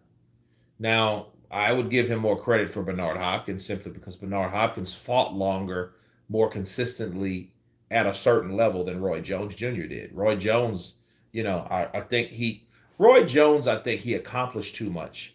And I can't say that like his 10th year as a pro. Understand, wouldn't like, wouldn't Roy in the 92 Olympics? You know what I mean? So 10 years, like 9, 10 years as a pro, he went from 154 to the heavyweight champion of the world. I mean, I think like at that point, there's nowhere else to go but down for Roy, you know? So I don't know, man. So it's hard to he fought because he just wanted to. Even though, like, God bless him, I'm glad that he's not all fucked up because, Roy got knocked out a few times, cold. But then it's like, and then people like, he has fights and stuff, and now he's doing his own thing, and he's just, but that's Roy Jones, like someone I wish I could hang out with all day would be Roy Jones. And it's crazy. Like, there's only like certain people. One, Michael Jai White. Two, Roy Jones Jr. Three, Mike Tyson. Four would probably be Jean-Claude Van Damme. Five would be, I don't know. That's alive now, you know what I mean? Because it's like, I'm not like, oh, Muhammad Ali, yeah, sure, Um, Bivol versus Beterbiev is like Muhammad Ali versus George Foreman. One is very talented and the other is very powerful. I don't know. I don't know that, honestly. I think if anything at all, Beterbiev is going to show people that he's a lot better than they think. You know what I mean? And it's the whole idea. Look, and I think what happens too, people are looking at his age. You know what I'm saying? He beats the shit out of people, but he knows how to do it. He's been doing it for years. He's seen so many different styles. He spent a lot of time in the amateurs. Why do you think he only has 20 fights? Because the amount of time he spent in the amateurs. Don't you guys understand? You're looking at Beterbiev. Artur Beterbiev is comparable to Alexander Usyk. The only difference is because they both did the same amount of stint of time in the amateurs. Just Usyk was, he was slightly better or he was slightly more successful in the amateurs. So he did, and he was able to get the fights and, and become and get that undisputed opportunity at cruiserweight. And then, of course, went on up, and that warped him past a lot of fights that he could have fought. But he did, he fought Chaz Witherspoon and then Derek Chisora, and then the two fights with Joshua, and then, Daniel Dubois. Now he's fighting Fury. So it ain't like, this is his sixth fight as a heavyweight. So we can't just say, oh, but listen, he did shit. But listen, understand this. Artur Beterbiev is a unified champion. You know what I mean? So you have the IBO. The IBO. No. The IBF, the WBA, the WBO. He has those. No. The IBF, the WBC, and the WBA, right? No. The IBF, the WBC, and the WBO. The WBA belongs to Dimitri Bivol. Dimitri Bivol is like, hey, it is what it is. What's Devin Haney talking about? A part of me was saying, don't give him a shot too. The same way that you did me, but I'll part it. The same way he did me, but a part of me was saying, give him a shot, beat him, and show the world that you're a true champion. And that's what I did. You had to go dig deep to win that fight. Okay, that's Devin Haney. Well, look. Artur Beterbiev, man, is a guy that's going to show people he belongs. He's a year older than Usyk. Usyk's 37. Yeah, Chuck Norris. Yeah, I was thinking Chuck Norris too, man. I don't know if you guys heard the story about me and Chuck, or should I say the story of Chuck? Eddie Murphy. I don't know about Eddie. Maybe, But I hear Eddie's a real serious dude, though. I don't know if I want to just kind of hang around him as far as just hanging out. You know what I mean? I'm watching the fight with you, Kurt. I'm here with my family. We barbecuing, and they sipping cold ones. Rene Padilla Jr. Man, I'm glad that you're spending time with me and the fam. You tell everybody that I said, what's up, much love, and te amo para todos. Let's see. Tell the story, Kurt. Cool. Man, I worked as a room service server 21 years ago. And it was me and this chick named Melissa. Melissa reminded me of Olive Oil because she was just tall and skinny, right? And she had this Mickey Mouse ass voice. It was rather annoying, but that's how, and it was just like, oh, okay, well, here we go. It's like she was putting this, I was about to go to lunch, but then I was like, well, it was like either I take this order or I go to lunch, and I decided to go to lunch. So she got the order. And this order, so I come back from lunch like 15 minutes later because I'm all full and shit. And I'm like, damn, who's that for? And then I didn't look at the card, but it was a huge gratuity. In room service, you get like 15%. Some people are 18 or 20%, but we got 15 being at Horseshoe Casino. So she you got to get food and amenities and baskets and stuff like that. And that was all going to that room. So you had to get all that together. And the thing about room service is you got to have every possible thing that you could ever want, from food as well as drinks and everything else. You know what I mean? That's the whole idea. It has to all be ready before it goes up. Well, that being said, she had to get everything prepared, and it took for about 30 minutes to do so, right? Food and all that. So she took it up, and whatever, she comes back down, maybe 30 minutes later, she comes down, and she was just like, I don't see what everybody was talking about. I don't think he's all that. He was just an old white man to me. And I'm thinking well, and then I just asked who did you send it to? She said, Chuck Norris. Who's Chuck Norris? I'm like, bitch, Chuck Norris. Chuck Norris. I was fucking heated. Because, Chuck, dude, I would have been up there showing him, man, I got my front snap, side kick, man. I was, I would have been, man, we'd have been talking I would have found a reason to get it to stay in there. Like, man, Chuck, get your autograph, take a picture. Matter of fact, we didn't have did I have a picture phone at that time? We didn't have picture phones, bro. This was 2003. You know what I mean? I'm like, bitch, really, because it was like, yo, you didn't even know who he was. And she's sitting there like, I don't know what's going on. I don't know. You know what I mean? I'm like, this fucking cunt. You know? So I was pissed, bro. I was livid. Simply because, yeah, that's Eddie Hearn. So he does promote John Ryder. But I was pissed off because I'm like, dude, so many chances of meeting certain people are sporadic. You know what I'm saying? A lot of times it's just by chance that you meet someone. And that was a big opportunity. So I always think about that. And then here's the fucked up part was she wouldn't even tell me what the room number was. You know what I'm saying? Like, what's Chuck's number? I could say, hey, you forgot something or whatever. Yeah, man. It was terrible. It was terrible. You know, it was absolutely terrible. Where does Ryder go from here if he wins? He'll probably fight David Benavidez and gets mauled. You know, if David wants to stay there. But I think what's happening though, if I'm David Benavidez, I would be like, you know what? Forget Canelo Alvarez. Artur Beterbiev is talking a lot of stuff. And then see, it looks real good for David though. See, David's at 168 and he's the mandatory fighting Canelo. See, I think he'll get the money. I think that's what people want. Why wouldn't they want that? However, this is how it goes with that. Okay.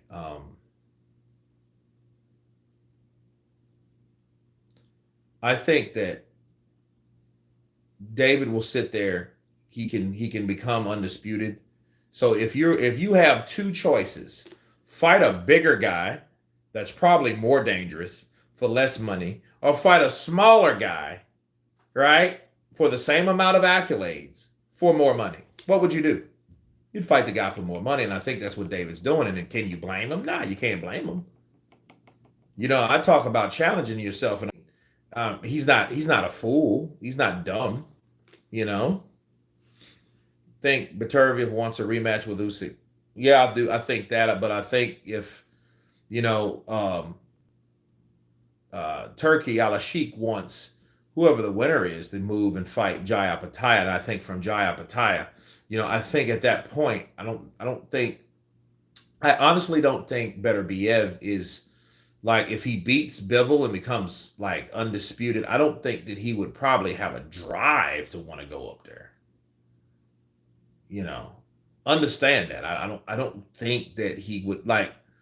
But they would have to offer him all types of money because I don't believe, bro, that Beterbiev, I know he's good at what he does, but listening to what he said, he's like, I don't even watch boxing like that. So he doesn't have a passion for the love of boxing. You know what I mean? And a lot of times that's a lot of people's problem. Uh Sesto, what's up, brother? Counterpunch to you. Would Bruce Lee beat Norris in a real fight? Probably so. Maybe. Ryder is shit. Can't believe I've stayed up for this. Well, we'll see. I mean, you know, you guys are talking like he's already got beat by Munguia already.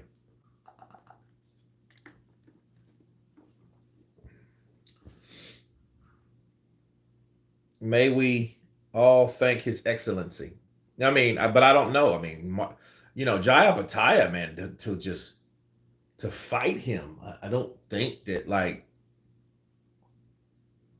dude, he knocked out Chris Algieri. He did him cold. Chris Algieri was knocked out cold, bro. Ugh. Yeah, that was a gruesome knockout. 44.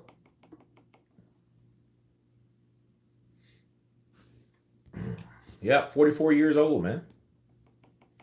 Doesn't seem like it sometimes. Sometimes it does. But I mean, it's how you take care of yourself.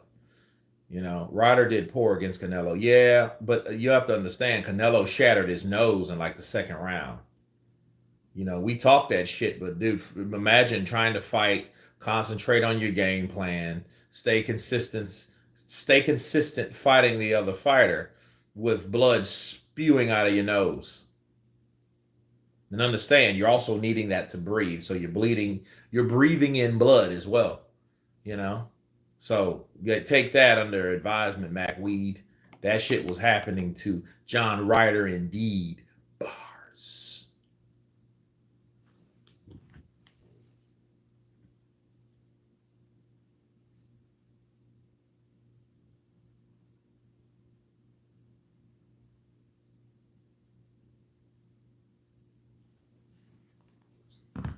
Canelo Benavidez. Well, I mean, I think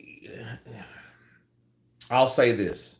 If Canelo takes the Crawford fight over the Benavidez fight, he's just ducking Benavidez. And Benavidez at that point needs to move on. But I think that reality needs to be established and known and addressed. Okay, Canelo don't want none of that. He don't want to fight David Benavidez.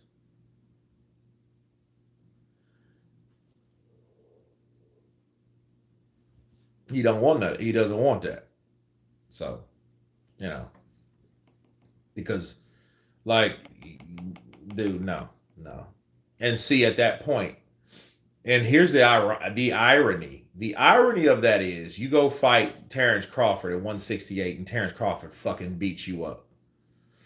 Yeah, I don't know though, because see Terrence going from one 168 is not fat though. And keep in mind, in reality, the closer to your walking around weight is the actual weight that you should actually be fighting at. People need to understand that, and people don't get that. Because we're so used to man walking weight and walking around weight. Well, walking around weight is like this. Well, it's such a difference. It shouldn't be no more like you shouldn't be 10 pounds walking around over your boxing weight, because then you're not a true welterweight. You're just somebody that's starching yourself to get down to a weight that you're actually not a weight of. You know what I'm saying? You're actually a fucking light heavyweight because you walk around at 175 out of training. But then now it's time for training camp. Now you gotta shred 30 pounds, 30 plus pounds. I don't think that's really fair. Well, Terrence, I think, I'm looking and like my mindset, like, 147 to 168. That's 30 pounds. That's 31 pounds. Well, we've seen Terrence Crawford on the scale of like 180 before. I've seen that. And it's like you ask yourself is like, look at Kell Brook going from 147 to 160 when he fought Golovkin, when he first got his eye damaged or whatever, his orbital bone fractured, messing with Golovkin. Okay, that was dumb anyway. However, nonetheless, people, you have Kell Brook coming in looking a lot bigger, a lot stronger. Did he look weaker? Did he look slower? No, he didn't. But I think the whole idea was fighting someone that's that big. And I don't think he was ready for that type of, punching power. Kurt, do a De La Hoya impression.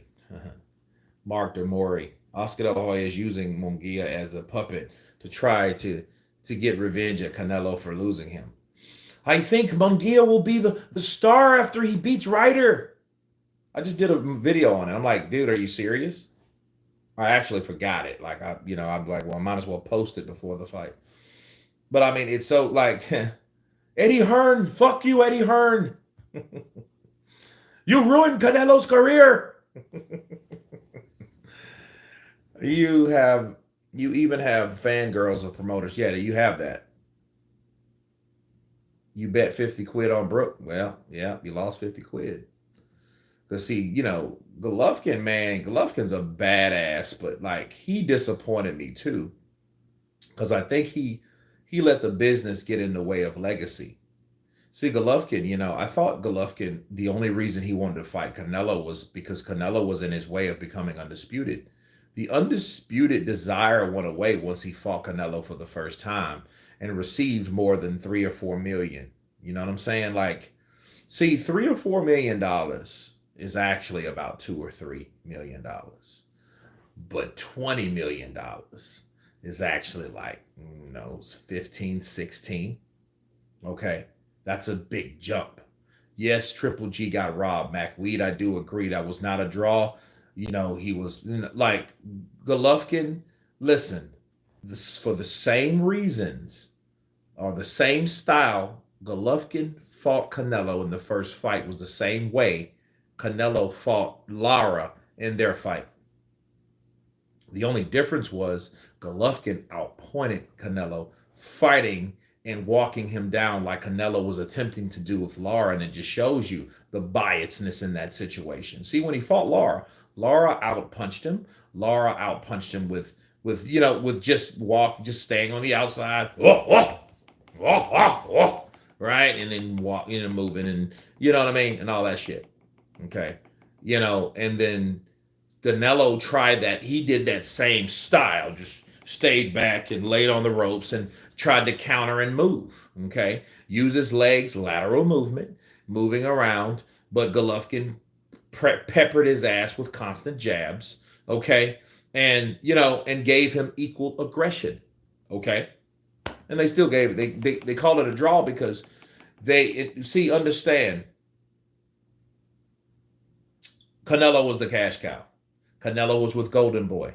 Do you guys understand with Golden Boy, what they were pushing, they were probably the second best, or second, should I say, not say best, but biggest.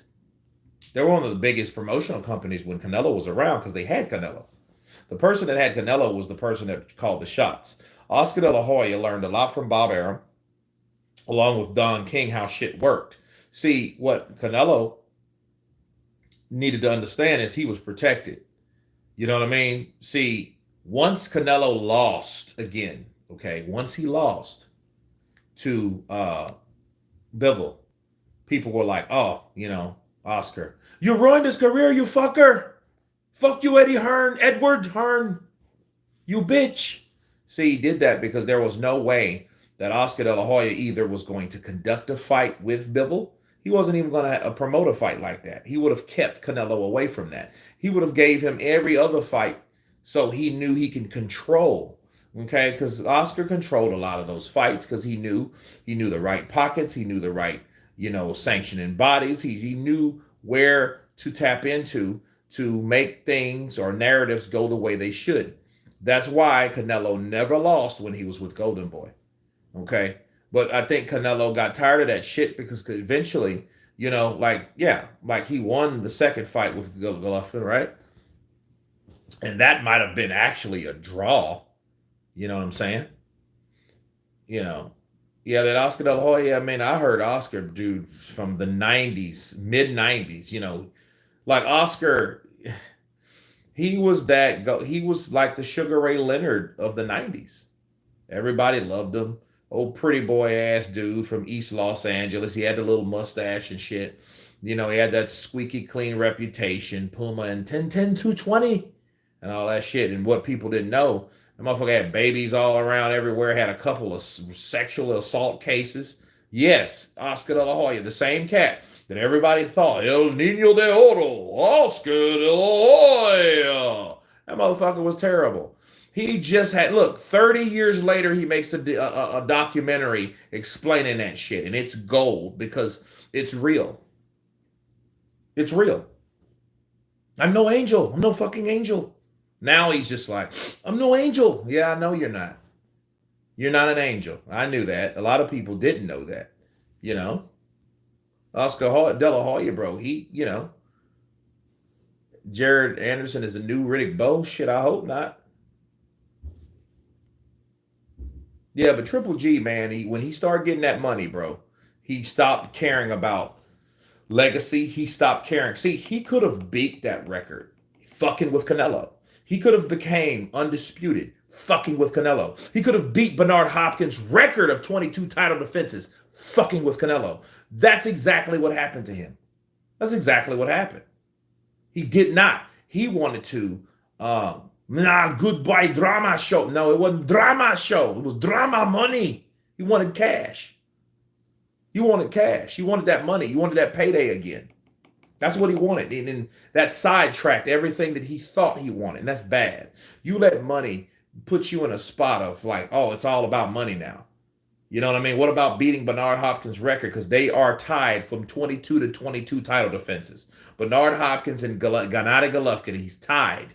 So what happens is if you tie, you don't get legitimate Bullshit. Kurt, will boxing survive in the U.S. now that every fight is free online? I don't know. He doesn't get credit for it. So the first guy that did it gets credit, and that guy is Bernard Hopkins. And he could have done all that by just fighting Deverenchenko. And he fought Deverenchenko anyway when he lost the fucking Canelo in the second rematch. That's so stupid. I'm like, why didn't you fight Deverenchenko, dickwad? Because the fight between him and Canelo was going to always be there. If he would have beat Deverenchenko, which he did anyway, Deverenchenko did hurt him to the body, but he still beat Deverenchenko. He beat him a lot convincingly than this fuck Munguia did. Well, Munguia, to be fair, he fought a 37-year-old. I seen that fight today. Okay, Deverenchenko and Munguia. Okay, just looking at some recap stuff. But no, Golovkin really disappointed me, man. And he didn't want to fight like Chris Eubank. He didn't want to fight Jamal Charlo. He didn't want to fight these guys. And I'm thinking, Demetrius Andre. I'm like, what the fuck are you here for? You always talked about, drama show. These guys, no, I know. I fight. I want fight. But after Canelo, he didn't want anything. It's sad, bro. Canelo totally just, ruined his whole ambition. His ambition was just it wasn't one. It wasn't any. I don't know if De La Hoya beat Pernell Whitaker. I thought Whitaker beat Oscar. Well, Blaine Walker, I mean, to me, that shit's like Pernell Whitaker was a guy that, understands something. He was not going to beat it. He even dropped De La Hoya. He got a knockdown from De La Hoya. It doesn't matter. He wasn't going to beat De La Hoya. That's how I knew guys like Don King was powerful as shit. And see, that's what Bob Arum, he had everybody. Don King had the rest. Don King had everybody else. So when De La Hoya was doing what he was doing, there was this kid from Cupialto, Puerto Rico, named Felix Trinidad, okay? That was at 147 kicking everybody's ass, okay? He was doing the thing. And this is so crazy. Years ago, I was smoking a joint, and this is in the 90s. I was like, this is like 96. And we were talking about De La Hoya and Julio Cesar Chavez, and and then I remember, shout out to Joel Salceda. Joel Salceda says, who will beat De La Hoya? Felix Trinidad. And then we were sitting there like, oh yeah, Felix Trinidad is good. You know what I mean? And it's crazy because it's like, like when I talk about boxing, especially when we used to, we smoked weed and shit. This is in the 90s, and it was almost like a damn prediction, and it was crazy because I was like, that is true. And then, that conversation started to brew in small and boxing circles, and boxing was where it was. Okay, we didn't have social media, you know what I mean? We didn't have none of that back then. This is what you had. You had boxing magazines that kind of kept you on par of everything. You know what I'm saying? HBO, ESPN, newspapers. You watched you read, bro. You know what I mean? That was your social media. You read. And while I'm talking, these dudes are really going at each other. They're just, and they're, damn, these are two southpaws. Yeah, man, and it's just like, Bivol is a small version of Usyk. I don't know. He fights like a Ukrainian, but maybe that's just an Eastern European aggressive style anyway. So I just don't want to say it like that, but I think enough Ukrainians like Volchnik and Usyk and guys like that, Lomachenko, that, they use angles and attack off the center line and use footwork, so it's similar.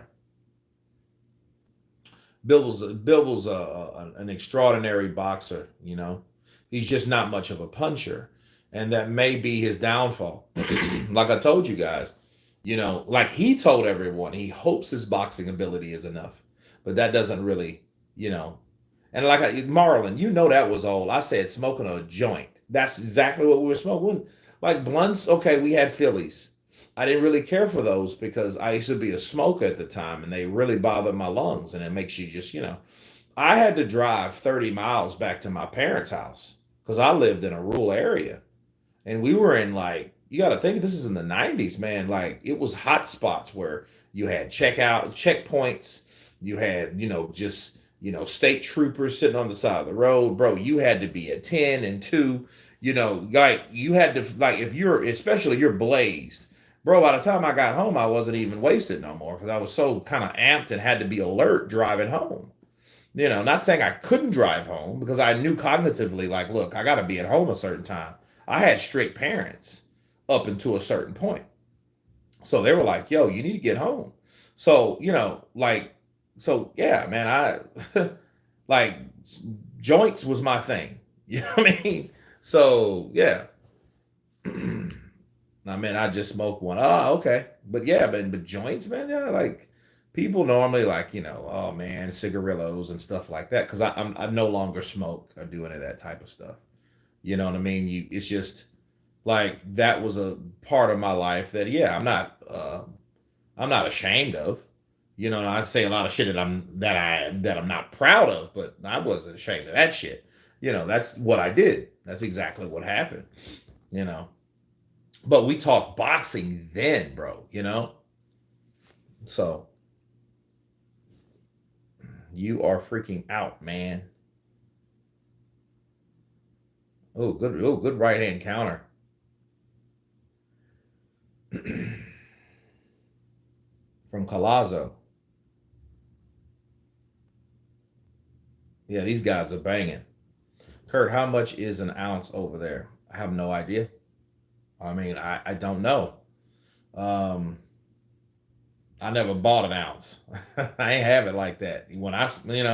I never just let me just get $100 and no, because because especially when weed was getting stronger, then you had experimental strands and back then we didn't have like loud and stuff like that. We had ganja, we had like Reggie, and we didn't even call it Reggie because everything was pretty much Reggie unless it was like hydro. So we heard of hydro, and then like I mean that was just stuff we heard of. Not saying that I had the dude. These guys are fighting, bro. They're going back and forth, and I'm watching these guys. Like, and they're like one lands, and you know, yeah, man. I bet you Bob Arum smoked some good shit, man. That's his shit. If it has buds on it, I don't want it. You know. But like the last time, like when I was working on Black Panther, because I didn't really drink much, so I just smoked, and like sativa was my go-to because it kept me always kind of at a certain high upbeat. I like that sitting on the couch, blowed, eating pizza shit. No, I didn't have time for that. I was constantly training. I was doubling Forrest Whitaker. You had Chadwick Boseman. You had Michael B. Jordan. You had Angela Bassett. You had to be in shape, bro. You had to be in shape. So like, even when I was like when I was on set, I wasn't doing anything, because I didn't believe in drinking and none of that on set. I didn't. No, none of that. I'm in work. I'm working. So sativa messes with me like indica. Really? Hmm. Yeah, that's in everybody's different too, So, but yeah, that's sticky. That's sticky to the icky. That's funny. Yeah.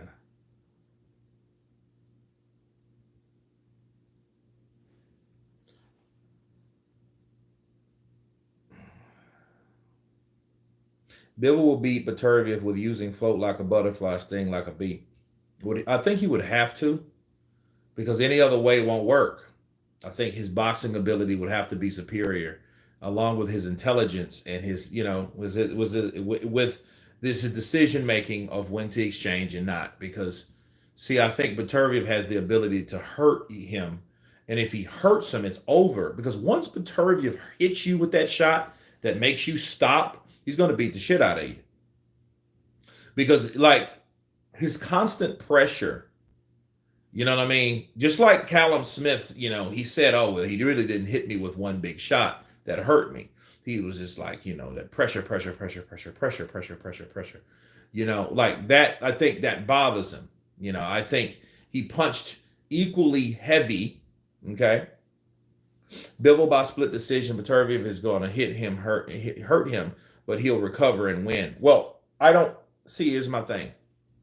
I don't think if Beterbiev hurts, see, look, if he hurts Bivol's going to go in a retreat mode, and I don't think Bivol is defensively good enough to keep Beterbiev off that attack when he hurts him.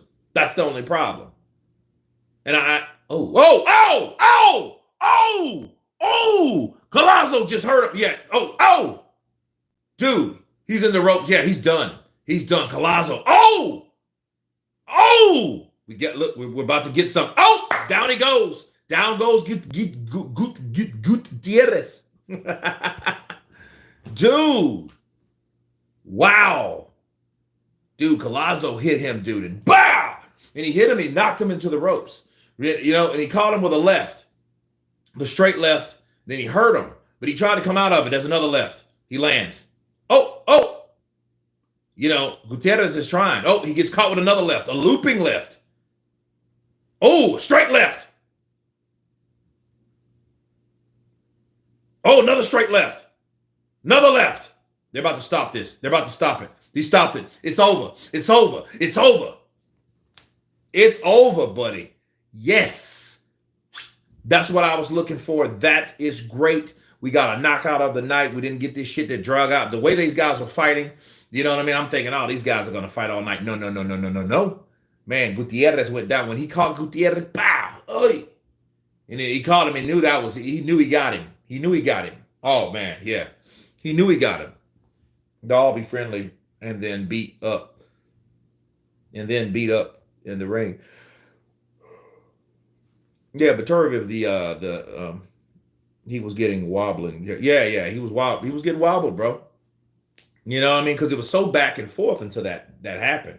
That was definitely the pivotal moment. You know? Oh, yeah, he's from Puerto Rico. Cool, good deal. See, watch this. Watch. He catches him. He goes straight. He does that Zili Zang. Bow! Boop! Right hook. Then he catches him with a left. Look, he gets off the ropes. He tries to smother him. It's already too late. Bow! Left hand. Then a right hook lands. Another left hand. Another right hook lands. Because we're talking to two southpaws. Straight left lands. He plunges to the floor.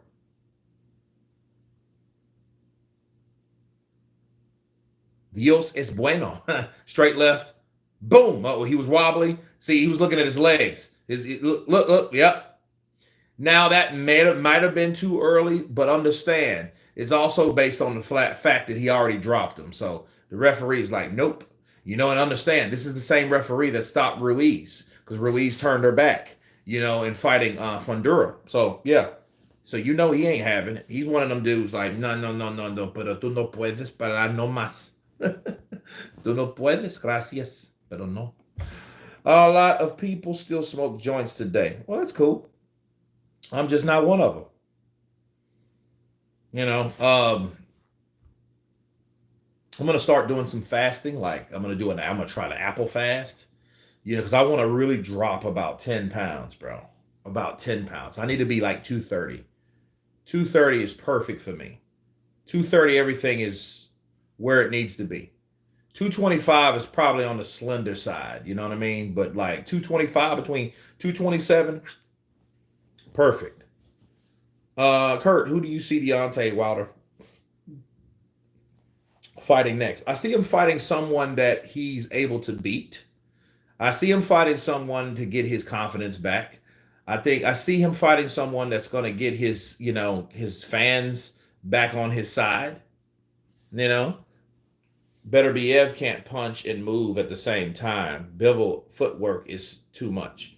Okay, we'll see. I don't believe that shit because I've seen Beterbiev fight a lot on the back foot. I mean, I know he's not as good as Bivol. So Bivol does have that. You got that. You know, Bivol was like, da, da, ba, ba, ba, da, ba, ba, ba. You know, he can step back, throw combinations, move right to left. Yes, but Beterbiev is always coming forward. See, he's so good at coming forward at you. And that jab is just, you know, he's not, this is not a Sullivan Barrera. This is not a Joe Smith. Okay? This is not a Canelo Alvarez either. And see, even weed is overrated. Alcohol is more fun. Alcohol, bro. Alcohol is like, dude. I'm like this year. I'm gonna be 45 the end of this year, the last quarter of the year, and I'm gonna stop drinking. And because I've already projected this since I was like 39, turning 40. I'm like, yeah, think give that up. Maybe just occasion. Kurt, do you think Wilder beats Frank Sanchez? No, I don't think Wilder should be fighting anyone like Frank Sanchez at this point because he's see, maybe just maybe what I've said about Wilder for the longest time, maybe he can't beat the top fighters anyway. Understand that. See, any problem with anybody that hasn't challenged themselves, you don't know what their limitations are. And we don't know what his is. What we do know now from what we learned about last year about Wilder, besides, and if we strip away and just totally disregard any of the excuses, we know that Wilder may not beat any of the top guys. The only question is, how many can he beat? Would I like to see him fight Frank? Yeah, and then no. Because see, believe it or not, I like Wilder. I just think Wilder's ego is too big, and I think his ego was never allowed to be humbled based on the yes men that was around him, based on his management company, and based on the people that was in charge of his career, based on his warm market of people that really, kissed his ass and jerked him off, that made him think that maybe that he's better than he was. I know sometimes you need confidence, you need people that's going to show you like, hey man, you can do it and you're good and you're this. But then to think and to do things and to say things without really earning those things, that's deception. You're deceiving that person. If that person believes you, then that person is being called now delusional. You're deceiving that person. Now that person is thinking exactly what you're saying, then he's in a mindset of delusion. And that's what Wilder was under. See, Wilder needs to fight a guy. Ironically, he needs to fight a guy that he's been fighting. He needs to knock out a few guys that, yeah, we know you could have done that, Wilder, because they ain't shit no way. But he needs that right now because he needs to know that he has the ability to do it. He needs to throw that right hand and shatter somebody's fucking jaw to get that right hand back, to get that killer instinct back, because I think once he lands that shot, that one shot, he's going to get that back, because I think Wilder's ego is already inflated. So it's just kind of deflated right now. Soon as he lands that shot on somebody and catches him flush, and he catches and he hits him with that one right hand and he takes him out of commission, I think that will inflate back where it needs to be. And I think that will come, the ego will bring back the killer instinct. The killer instinct will bring back the drive, the drivenness to go forward, to fight these top guys once again. I think that'll happen, because Joseph Parker being Joseph Parker, you know what I mean? I think Wilder could beat Dubois. You know what I'm saying? I think he could beat a lot of guys, but it's just who he fought wasn't that. So all we have is Tyson Fury lost twice. Joseph Parker lost as well. You know what I'm saying? So, I mean, like he needs more names, but he does need to fight the Jared Andersons. He does need to fight the Frank Sanchez's. He does need to fight the Jarrell Millers. He does need these guys under his belt, but I think Wilder needs to fight someone and beat someone worth noting, worth mentioning. You know what I'm saying? But then here's the thing. You don't want to rush him, because if he is, he needs to stay fighting. The bullshit he did last year was unacceptable. He should have fought Andy Ruiz. And now you got to question: would he have beat Ruiz? And we don't know. What if Ruiz took that shot and Ruiz, because Ruiz throws those wide punches too. The only thing is what Ruiz does not have is the footwork that Parker has. That's why Parker beat Ruiz. You understand? So I don't know if he would have been able to cut the ring off, because I haven't seen Andy Ruiz cut shit off, but a piece of carne asada. That's the only thing I've seen him really do. You know what I'm saying? But no, I don't know. He could fight Ruiz. If he beats Ruiz, he could, it puts him in, that puts him somewhere. But where does it put him? Well, it still doesn't put him over Joseph Parker. Why? Because Joseph Parker already beat Ruiz too, along with Anthony Joshua, now him. So he's the third guy in the road that beat Andy Ruiz. And then understand Andy Ruiz's fought Luis Ortiz, but what does that really mean? You know what I'm saying? But you can say now, he's beat Luis Ortiz and he's beaten Andy Ruiz. He had a draw with Tyson Fury. You see what I'm saying? So, he lost to Joseph Parker. So it's not as bad as it seems, okay? Wilder needs to just leave. He's trash. Well, we'll see. I'm not going to say that. I just think he should get with someone that's going to tell it to him straight. But then I think that's going to cause him to just pour out everything he thought he knew that Malik Scott was teaching him. And by the way, Malik Scott, he did look like Malik Scott. He looked like Malik Scott, dancing around and shit, not really being active, trying to avoid confrontations and exchanges. He's just not that. See, the old Wilder is a guy that, he would stand his ground. He would just put his hands up and, and do a lot of like forearm defense, kind of like how Manny Pacquiao, Pacquiao or Bivol, those guys, they block with their forearms, and they're pretty good at it. Bivol's more like a bah. He brings it up as needed. Manny Pacquiao, he will stay in the pocket, to come back in to throw exchanges. Wilder will just let you do what you're going to do, and he's going to brace for impact and allow you to land or throw those shots. But now he's just more of a try to move and try to look a lot better of a boxer than he is, and he's not a boxer at all. He's a puncher. Alan Babbitt down bad. What's up with Alan Babbitt, man? I haven't heard from him in a long time. Wilder would have looked exactly like Malik Scott if he took a dive. Now, Wilder ain't taking a dive, man. He ain't taking no dive. Because Wilder knows, though. Wilder has enough people that support him, and I think he respects that. I think he respects the people that does support him.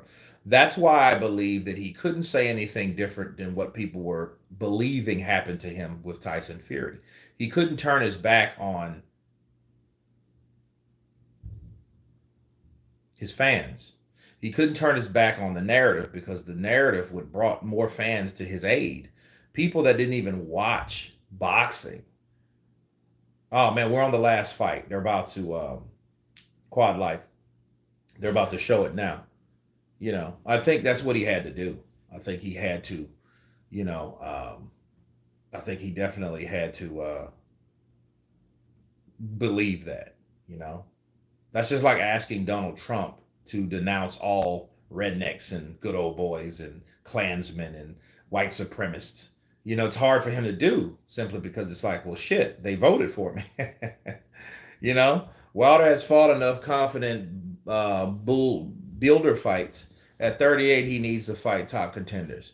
Yeah, to play hardball on, to take that approach, you're right, in theory, but I think he needs a fight to get his bearings back. Because we didn't say that shit about Joshua.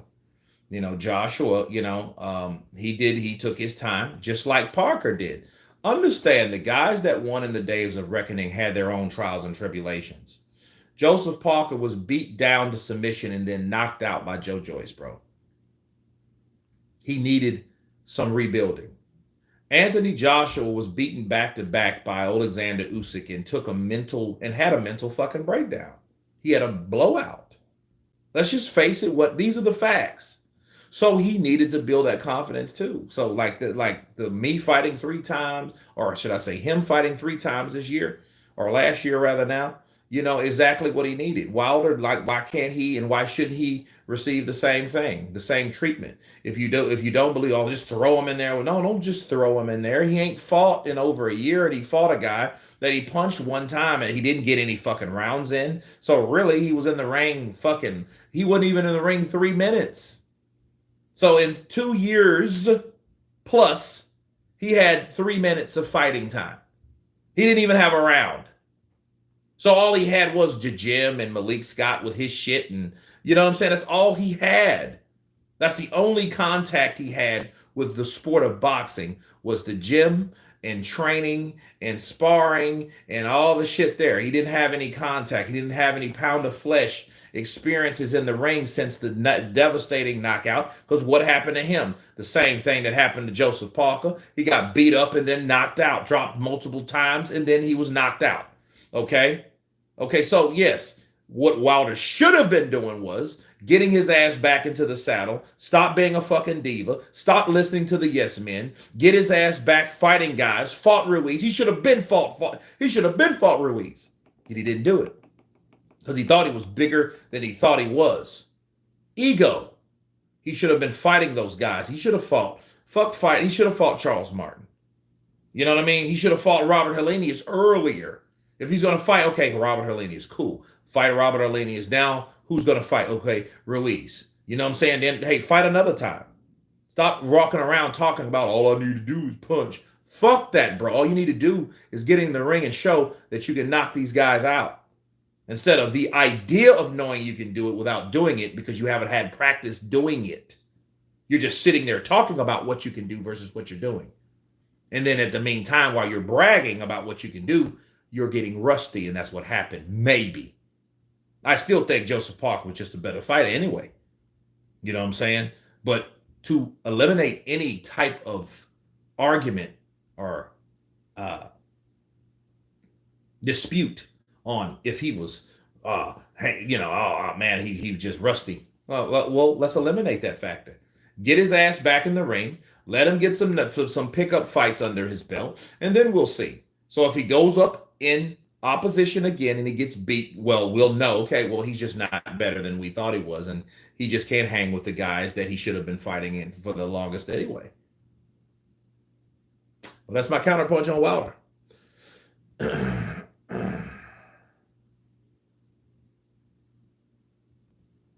Kurt, stop defending Wilder. He's a bum. He's a hype job. Well, I mean, I'm just telling you.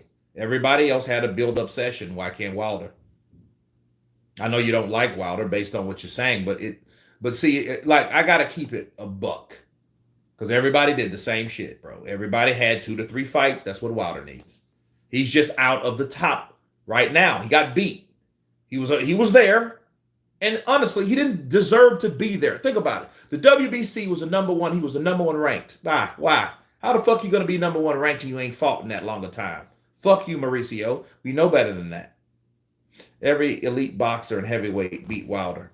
What's up, brother Kurt in the chat? Charles Wilson in the building. What's up, brother? Counterpunch to you. And see, this is what happens when these fights happen. They're just sitting there jaw jacking. Oh, yeah, he does turn 40 this year, don't he? Or does he? Yeah, he was born in 84. Yep, 2004 to 84, man. That's the truth. Oh. Wilder should fight Jermaine Franklin.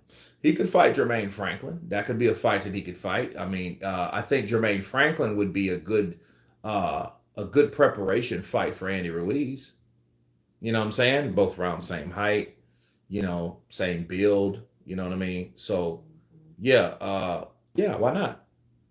I think that should happen for Wilder. I think Wilder needs to, when he's trying to make his mind up, stop bragging about what you can do and then do it. Start preparing. Because that's really not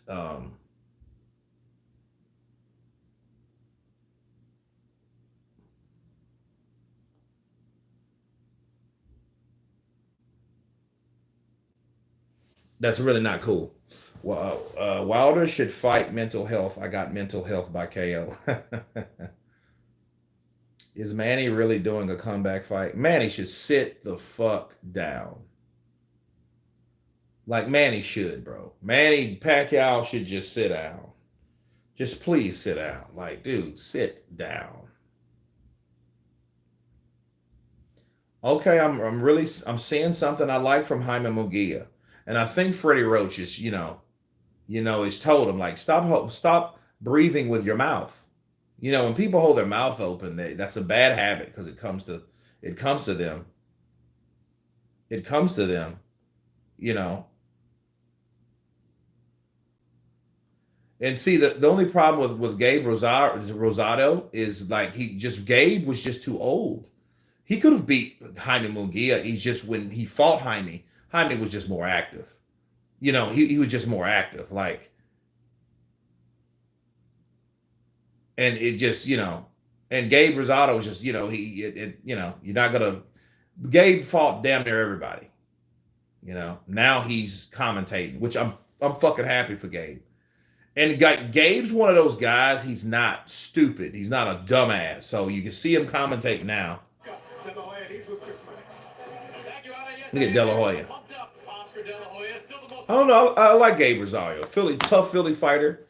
He's a cool cat. I think these days is nothing like the top. I don't think they are either. Manny's dumb if he makes a comeback. Dude has enough money.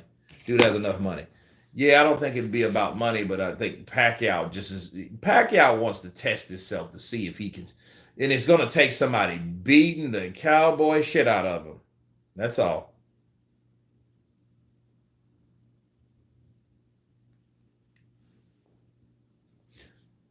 Beterbiev can't hit what he can't see. It's almost midnight in New York. What the hell? Yep. Kurt, my family is laughing at Oscar right now because he's coked up. Intelligence. We know Jaime Munguia to brawl, to be in fight of the year fights. We expect him to come out a little cautious because we don't know what Ryder's going to bring to the table. We know that he's a strong, durable, has a great chin, can take a punch, but we don't know exactly how he's going to come out, especially after he learned a lot from Canelo Alvarez. So Ryder is a live dog. Munguia, we have to be very cautious, but I strongly feel that Munguia can knock him out. Coming into this fight, Munguia parted ways with Eric Morales, his former trainer, now teaming up with Freddie Roach, who of course you trained with at the end of your career. How did you feel about that decision? The best decision he can ever make. I love Eric Morales. He's a great trainer, great person. But Freddie Roach, trainer of the year multiple times, he has the experience to take Jaime Munguia to another level. If Jaime Munguia looks impressive in this fight, is a Canelo Alvarez fight an option for him in a few months? I hope so. It's up to Canelo. I heard he's fighting the brother again. I have no clue. I have no idea what's going to go on, but if Jaime Munguia impresses, if Jaime Munguia steals the show tonight and impresses the way we think he will, he has a shot at Canelo.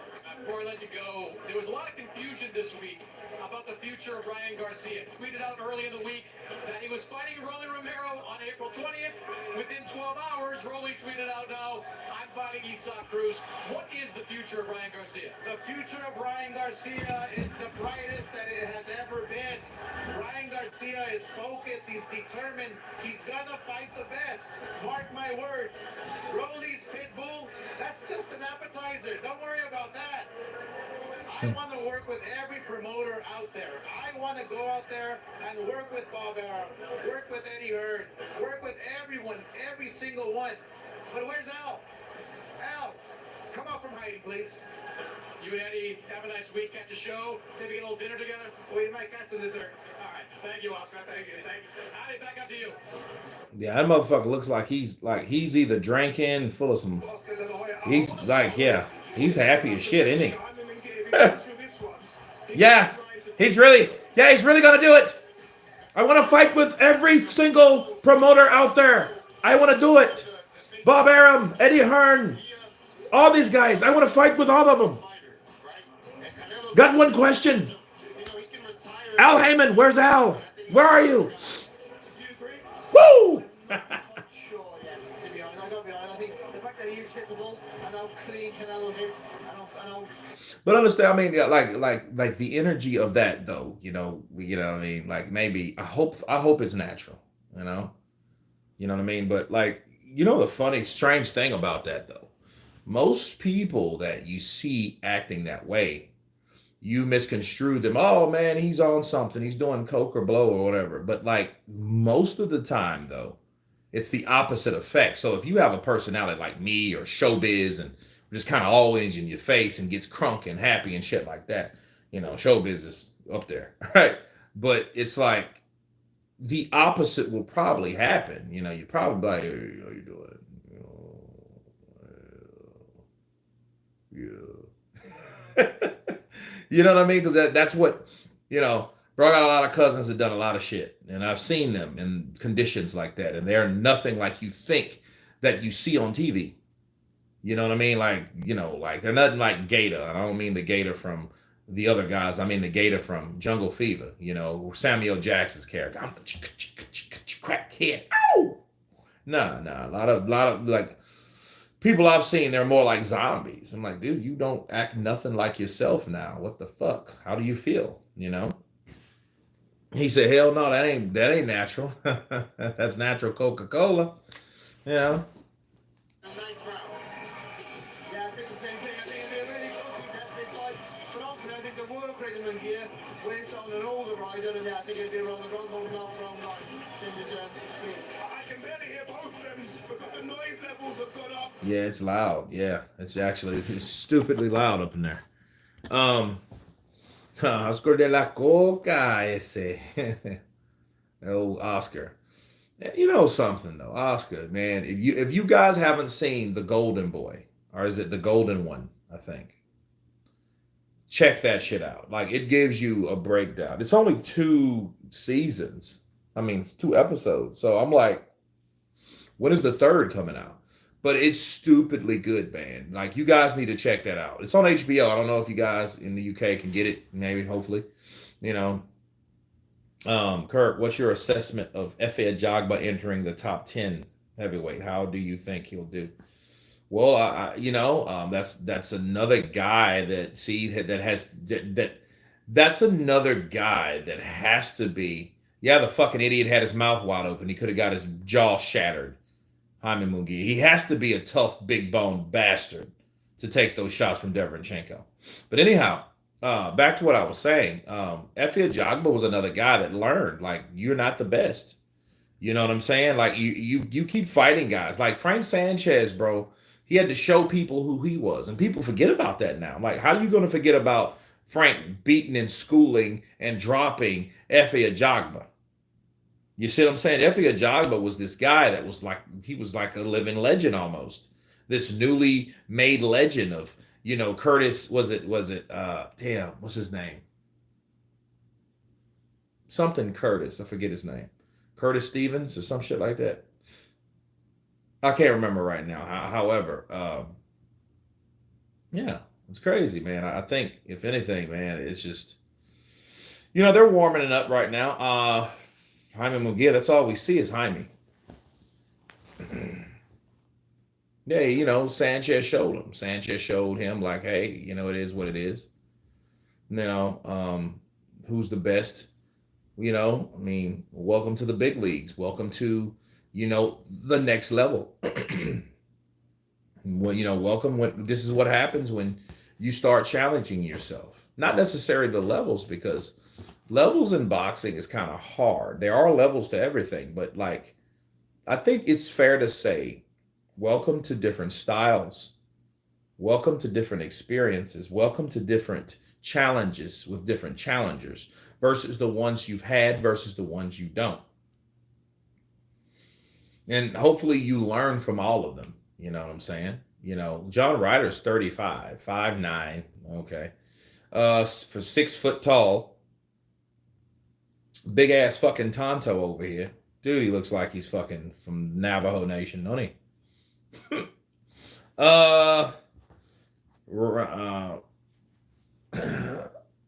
My Theo said if Munguia loses, it's gonna be a mother in Spanish. And my cousin, I got off the phone with Munguia. He said he's gonna win. Yeah,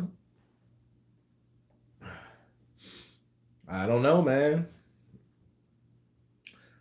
Ryan Garcia must stick to making TikTok videos for a teenager. He's not a boxer. He's not a boxer's ass. But why do we judge fighters over one loss? I mean, you gotta talk to Floyd about that shit. Floyd created a whole generation of motherfuckers that didn't want to fight each other based on the idea that they're going to become filthy rich if they don't lose. So that's why all of them don't fight guys that may get beat, because the boxing of business, they call themselves businessmen when they should really be worried about being boxers. See, now the more boxers you have is equally the amount of more businessmen you have, because boxers are trying to be businessmen. And the more they try to be businessmen, the more they fuck up. You know? Look at Eric Morales, man. Eric Morales looks like just a fat Mexican now, bro. I remember him. Dude, he's eating good. He's eating shrimps and steaks and shit. You know what I mean? Ryder looks like he's ready for war. I hope he is. I hope he gives him war. They call him the gorilla. Let's do it. El fucking chango. um, Ryan did beat an ex-world champ, though. You're talking about Mr. Cool Hand Luke Campbell. Yeah, he did that.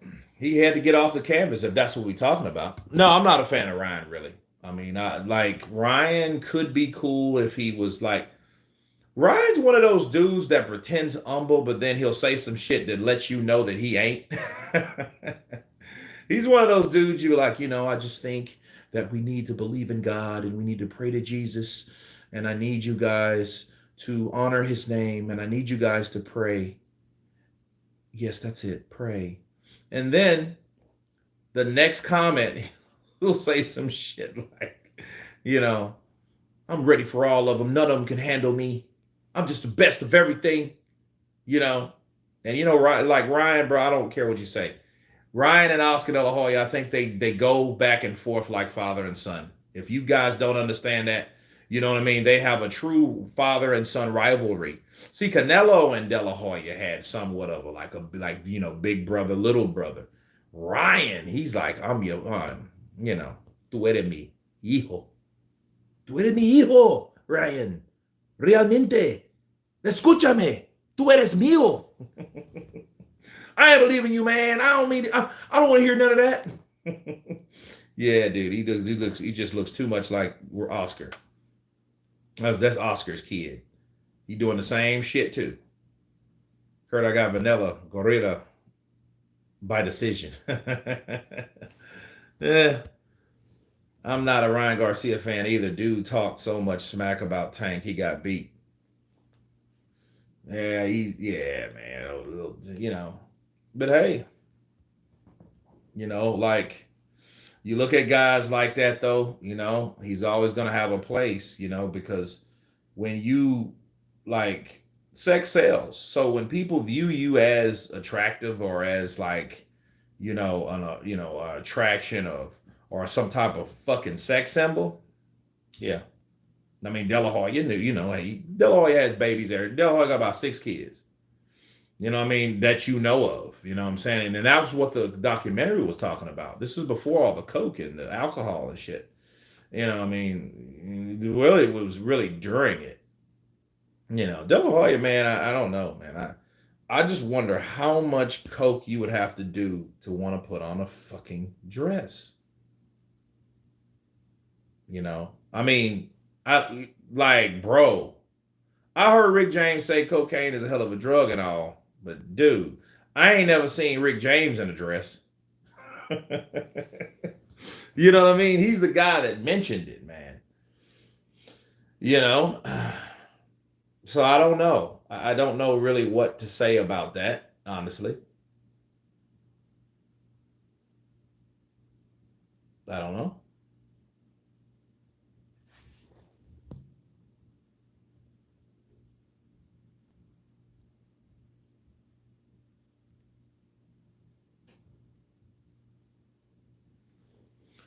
So Jaime Mugia is coming out. Ryan Garcia is a 4-year old in a 20-some year old's body.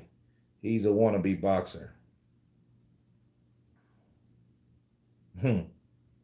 Kurt Floyd fighting Oscar for custody over Ryan. I told Floyd Mayweather to go fuck himself. You can fuck off. You're not taking my son. That's just a mind game. You should have gave me my rematch, you fucking punk. You black ass Nick. What'd you say? What'd you say? I know you was a racist. I know you was a racist, Oscar. I know you was a racist. Yeah, man. Yeah. You know, Oscar, man. Oscar and Floyd, bro, they went at it a long time. Shane Mosley told Oscar De La Hoya to stop, but Oscar didn't listen. Stop what? Like doing, yeah, you know what? I think Shane Mosley, Bernard Hopkins, I don't know what happened to Shane. I feel bad for Shane, though, simply because Shane was like can Munguia fight Canelo? I like Munguia.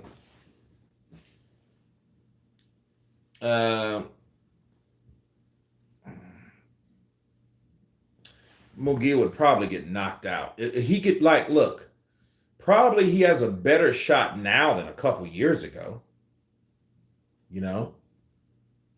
Especially now because Canelo is good. Canelo's tough. Canelo's strong. He has the chin. But I think Jaime Munguia is young. You can see he's not he doesn't you can tell he's getting older. You can tell Munguia is getting older. I remember Munguia, this young big ass kid that totally dispatched. He just ran right over Saddam Ali, if you can remember. Now, Saddam Ali upset Miguel Cotto in his last fight ever. He upset him.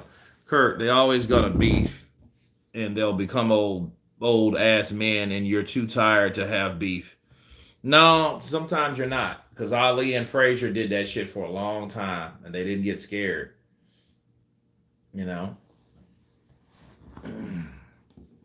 So, look, we are here. They're both in the ring. Let me take a bathroom break before we start.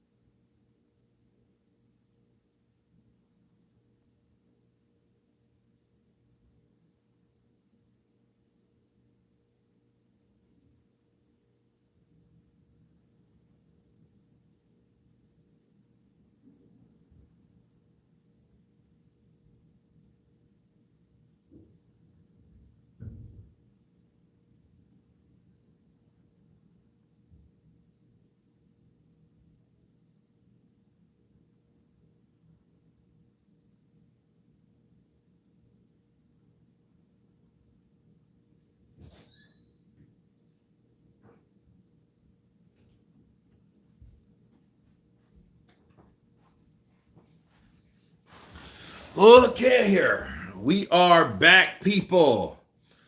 It's time. It's time, Buster B. They're just having the announcements. Here we go.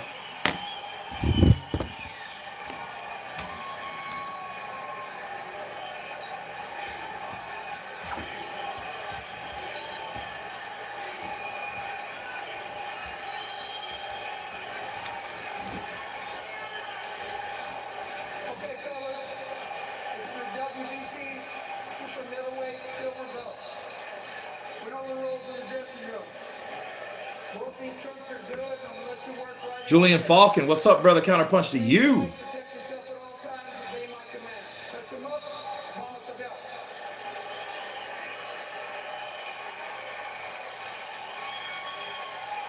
John Ryder told us I only want to be in the biggest fights in the world, and if I can't do that, I don't want to fight anymore. If I lose tonight, I'm done.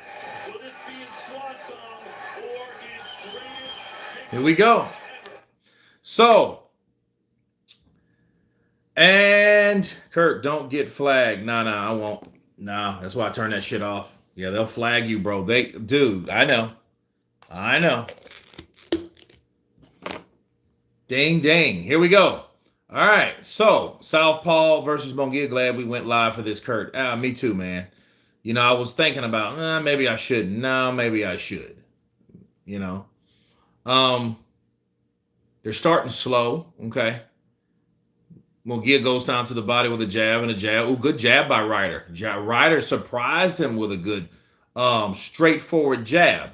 Good jab from Ryder. Ooh, good straight left. Ryder's a little quick on that draw because he was able to counter even though he missed with the counter. You know, ooh, good right hook to the body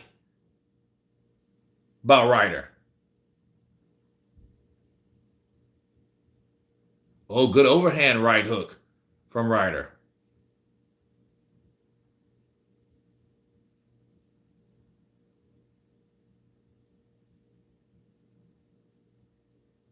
Jaime Munguia is coming with that straight jab. Dude, like Oscar's girl looks like a fucking mannequin, bro. I'm looking at her, it's like her face is like this wide now. Her lips are like this big. I'm like, dude, that shit's got to be addictive. Ooh, good left hook. Good left hook from Munguia. He comes in with a right, throws for right, follows with a left hook. Good shot from Munguia. Jaime Munguia.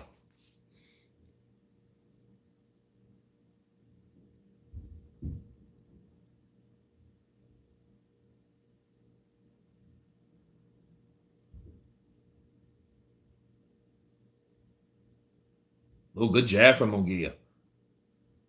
Man, Munguia's he's kind of surprising me because he's not as like gung ho now, you know. Good jab, good jab. He threw 3 jabs, missed with a right.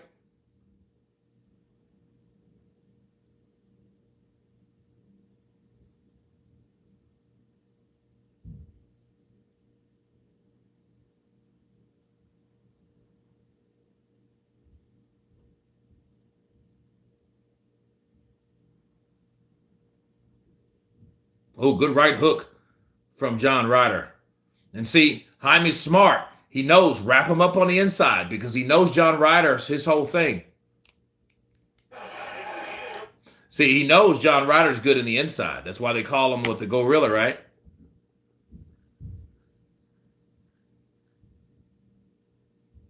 Jaime trash Kurt. He fights off his youth. Yeah, I mean, that's pretty much what you should do. You know? Yeah, he's not a pretty good round. Pretty even round, you know? You know, what am I gonna say? You know what I mean?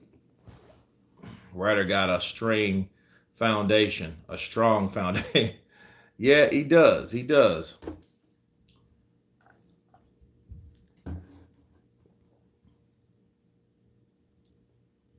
Ryder known for his good inside work. Yeah, but to see Munguia wrapped his ass up because he knows he's a taller, rangier fighter, and he doesn't want to engage in that type of fight. Like, shit, I wouldn't. You know, you got a guy that's short and is trying to, you gotta stay back from him. You gotta stay back from him. Boom, good right hook from John Ryder. You know, yeah, that good left hook from Jaime Munguia. Oh, good double jab from Jaime Munguia. He comes right in, back. Good combinations. See, Jaime likes to fight all the way around. Always good commentary, brother. Wilson, much respect, peace and soul. Charles Wilson in the building. Appreciate you, brother. Oh, good left uppercut from Ryder.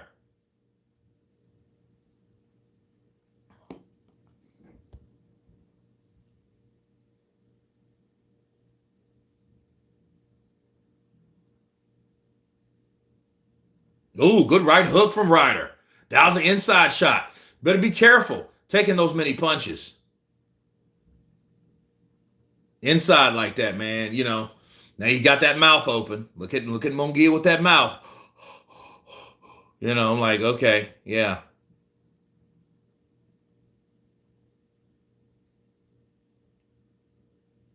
Good right hand from Munguia, though. See, oh, down he goes. Down goes Ryder. He connected with that right hand. See, he's a hard punching bastard. You got to remember that. So he came, then, bah! He caught him.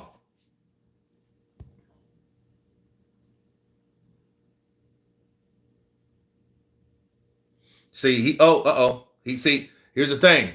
Ryder's still stunned. He's trying to get his legs from under him. And understand something. Ryder's not a Deverenchenko. Oh, good right hand. Good right hand from Ryder. Oh, another good right hook from Ryder. Left uppercut from Ryder.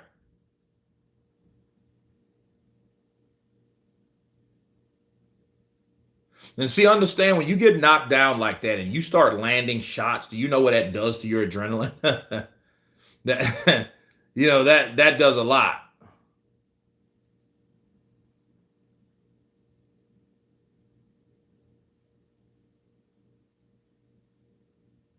See, Ryder needs to stay right in the close quarters with Munguia because that's the only way he's going to land shots. Oh, good right hook from John Ryder. Now he turns him over. No, bro, that's not a behind the head punch. That was not a behind the head punch. That was a fucking loop. That was a shot to your head. He's not liking that shit. When someone starts complaining about shit like that, and they get hit here, yeah. Sometimes you get hit here and you think it's back there. You know, ooh, good left uppercut on the inside.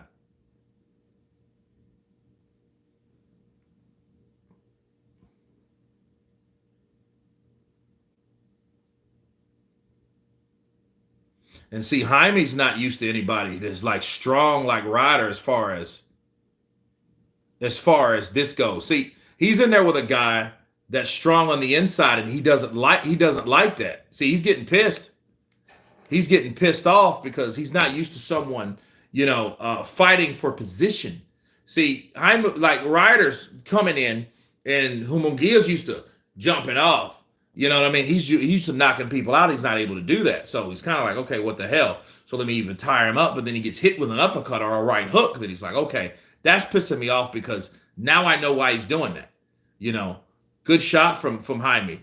Shot, he takes that jab in right hand. There you go. All day. There he goes. See, he left himself right open for that. Classic punch for a southpaw.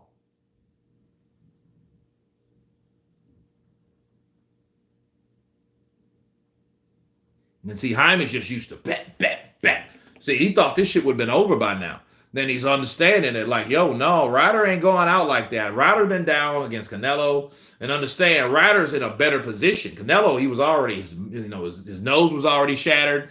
And Canelo hit him with that, boom! You know what I mean? That type of punch like that. So, no, now he's still in a scuffle. This is like, look, Munguia wants him to do a certain formation. He wants him to fight a certain way because he wants to be able to have the distance to throw these shots. And he's not, because John Ryder is opposing his body. He's opposing he's opposing the formation. See, good counter from Ryder.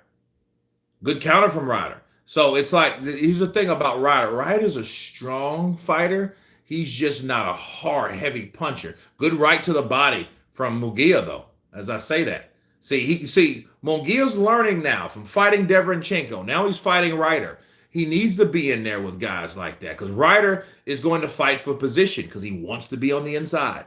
You see him coming in, he's jabbing. He's trying to get onto those shots. He's trying to stay right there mid-range with Munguia.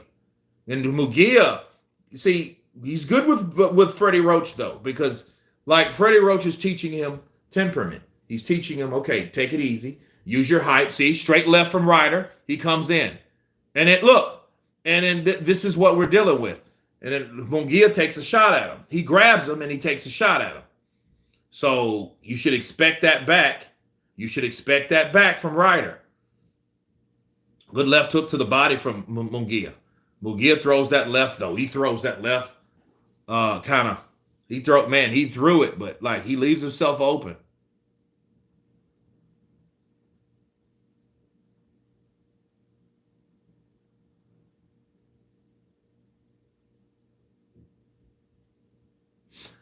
That left hook, I don't know. That looked like because he got caught with that left hook right where that crucifix is. That's the shot. Well, yeah, that stirred kind of behind the head though. I mean, Mugia should have actually, warned him. Ooh, good left to the body from Ryder. Jaime comes with the jab. Jab, jab, jab. Right, good right hand lands for Jaime Mugia. He set it up with a jab. Good combination. Good combination.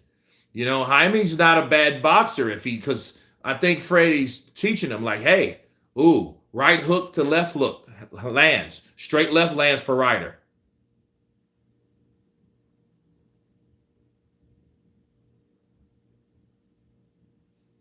No, what the hell's going on there? Something's going on, bro. Like some kind of riot or something.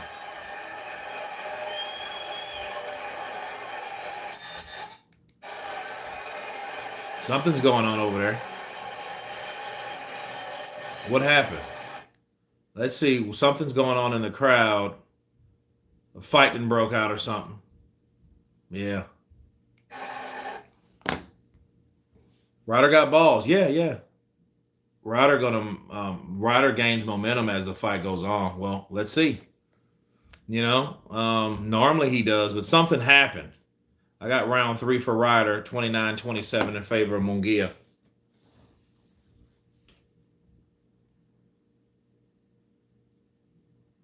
That straight left. That straight left landed, and Jaime knew instinctively, let me wrap this boy up.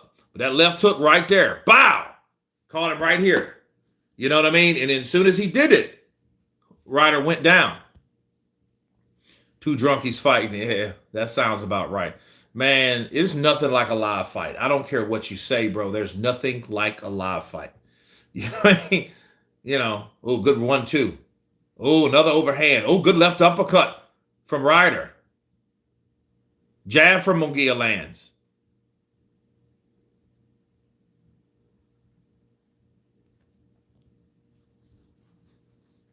Yeah, Munguia did land straight to the body.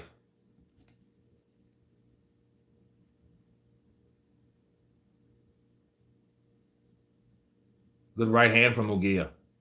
It was a nice little touch because Ryder was going back, but it still landed. Good jab. See, that's where Munguia needs to be, right there. That's the distance he needs to set up that left to the right hand combination. Now he's going down to the body. That was low. Straight left lands. Overhand left.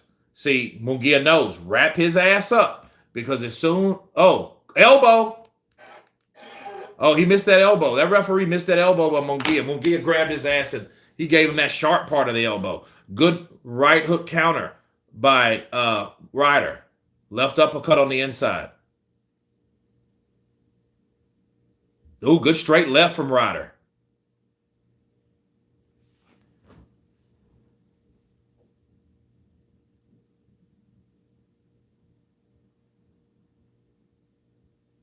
Oh, good straight left. Oh, good left from Ryder. Munguia caught him with a right.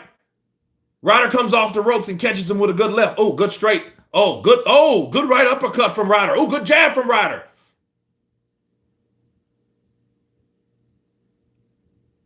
Oh, good straight left from Ryder. That backs Munguia up.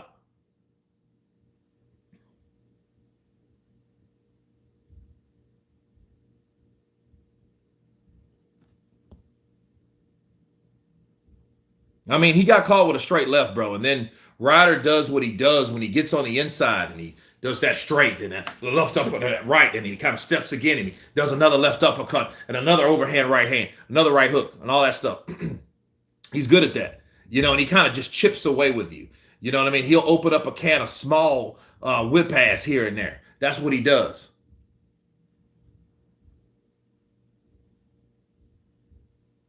Jaime, he's keeping him back with the jab. That's what he needs to do, to set up that right hand.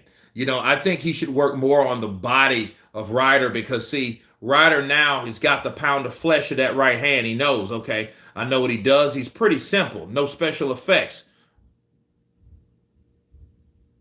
Well, that was a slip. It looked like a slip to me. That looked like he fell. I mean, Ryder just don't have the power. Yeah, he don't.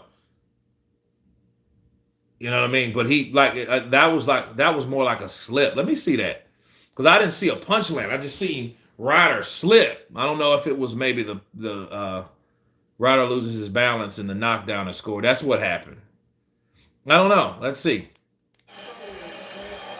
Yeah, he's gonna have to stop Mugia. He's gonna have to stop him. But that was a good round until that shit happened. You know, he would have won that round if it wasn't for that. But let me see what happened exactly, man. I don't know. It looked like he just lost balance, though. You know what I'm saying? He didn't look like he bow. Oh, good down, no, bro. You know what I mean? We've seen him get knocked down. You know, let me see. Let me see that. So no, they're showing straight right. And then watch this. Bow, boom, good straight left on the inside, and that caught Jaime. Jaime got his ass up off of him. Okay, was that okay? That was a right hand. That was a right hand. He ran it. Let's see. Let me look at it again. Let's see. No, hell no. He got caught here and he slipped, but it came from a punch. It came from a punch. This is the 5th round already. You know.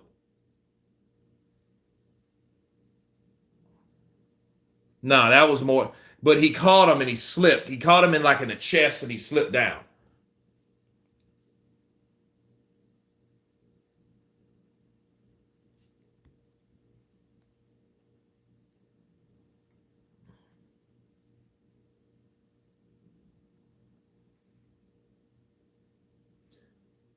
Good jab, good right hand from Jaime Munguia. Straight left from Jaime Munguia. I think that hurt him. Right hook. Right hook from Ryder.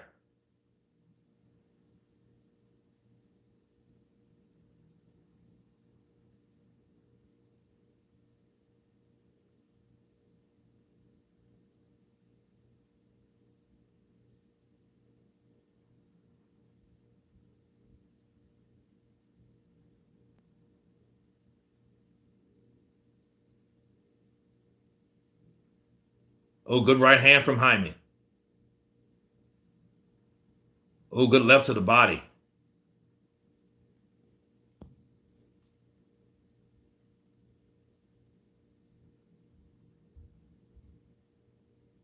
I mean, the right hand didn't even catch him, though. Good right hook to the body from Ryder.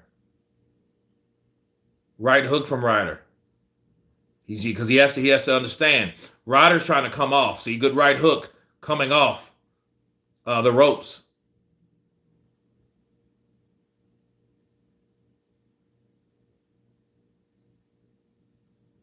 Yeah, it's a tough fight. Yeah, he's dangerous. Like but Jaime knows, bro. Jaime's a big fucking kid, bro. He's a big boned, you know. Yeah, he's strong. Good right hook. Good right hook from Ryder.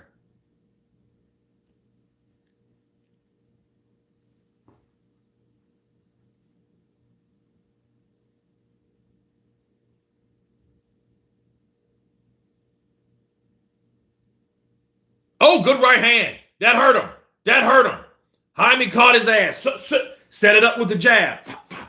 He missed it the first time. Then he went overhand. Yep. It's pretty much over for him. Oh, wait a minute. Ooh, 1-2 from Ryder. What the hell? Then Ryder comes back. Ryder's a comeback kid. This guy knows how to take a beating. No, bro. No. I mean, I don't think Jaime's like David Benavidez. No, bro. For one, Munguia is too slow. He's just too slow. No. He wouldn't beat David. I mean, hopefully, obviously, he has good punching power. No, I don't think he'll make it to 12. Ooh. Okay, so what happened?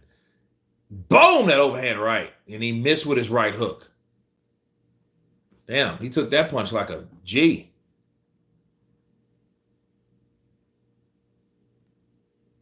Richard Eckert, appreciate you, brother.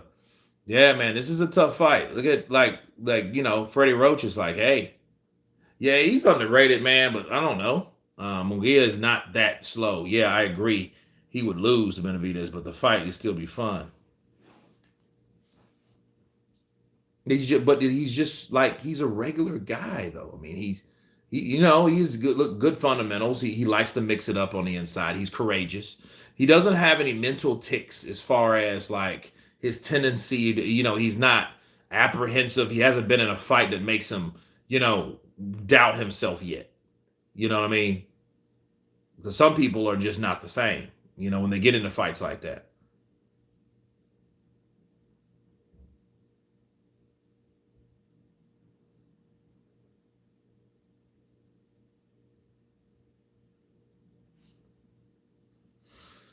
See, Jaime's getting frustrated by like those wrestling tactics and shit. Look like like Ryder gets you on the inside and starts throwing uppercuts. Then he's to the right of you. Then you throw something, he's to the left of you. Jaime just wants you to stand still and let him beat the dog shit out of you. Oh, good right. Damn, that snapped the head of Munguia back.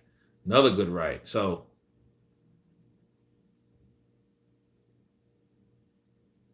straight left, right hook combination lands from Ryder.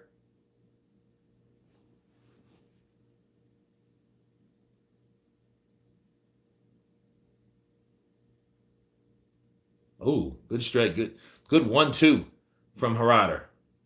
Ryder's doing pretty good here in the last 10 seconds. Until now, Jaime's opening up because he knows, like, let me show this guy some of my ute. Who do you want Benavidez to fight next? Somebody, anybody. Fight Munguia. Fight Belonga. Why not?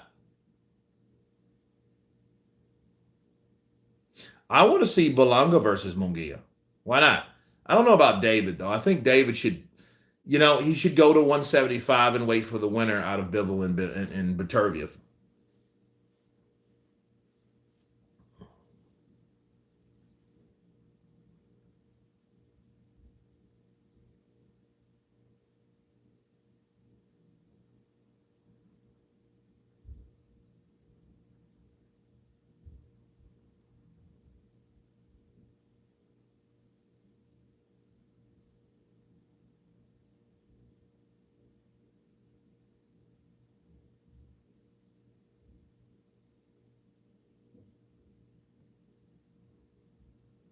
Ooh, good jab from Ryder's showing me that he can box as well. He's using this flicking jab, and Jaime's just there, and he eats it. See, and he's trying to set up a good uppercut from. He's trying to set up an uppercut. This is a good round so far. Good body punching from like Ryder's that solid fighter though. He's solid, motherfucker, solid. He's been down twice. I think once real. The other one was like, he got kind of, and then he got caught with the left, and the left caught him on the shoulder. I mean, somewhere here, this area. I sense a turning point from Ryder now. He's getting into gear. Well, we'll see. We'll see. I think Munguia probably boom that right hook. Boom that left. He caught him on the right side, kind of like in between the chin and the glove. So it wasn't as flush as it seemed. It's just fucking Mr. Gasping for breath here. Keeps his mouth open all fucking day. He's going to learn, bro. That shit's not going to work with most people. You do that, you pull that shit with Belonga and you don't take Belonga out and he catches you and your mouth's hanging wide open like a fucking blowfish. Yeah. You're going to, that's not going to be good for him. But I think he's a better boxer than Belonga. I think they both have the same mentality because Belonga just expects anybody, any and everybody to fight him how you want. And you need to understand, especially when going up and fighting different styles, not everybody is going to allow you to do what they want. you want them to do. Put it that way. Oh, good right uppercut.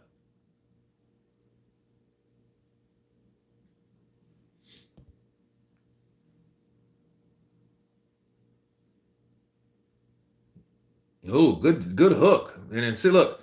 Oh, good right hook from Ryder.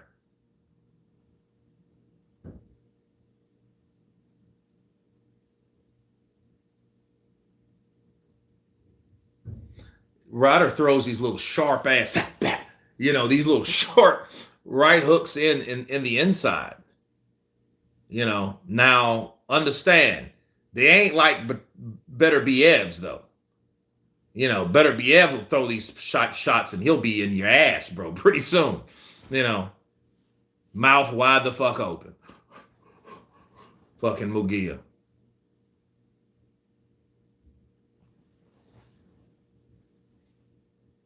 That was low.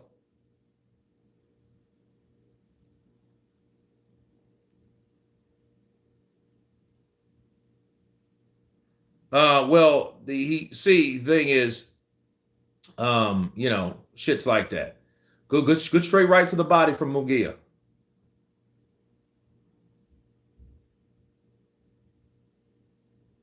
If I ever run into Oscar De La Hoya, I'm gonna tell him, what's up with fucking Jaime Mugia?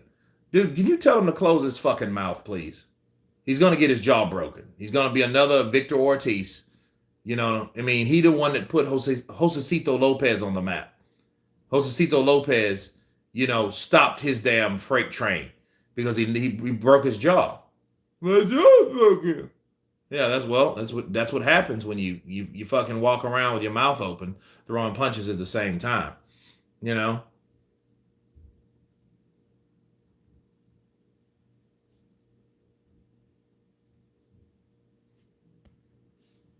don't think he has the punching power to hurt Jaime.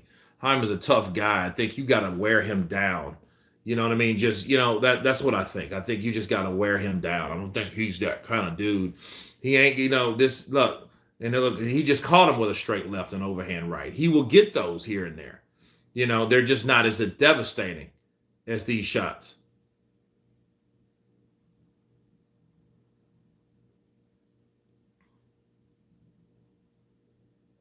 Mouth wide the fuck open.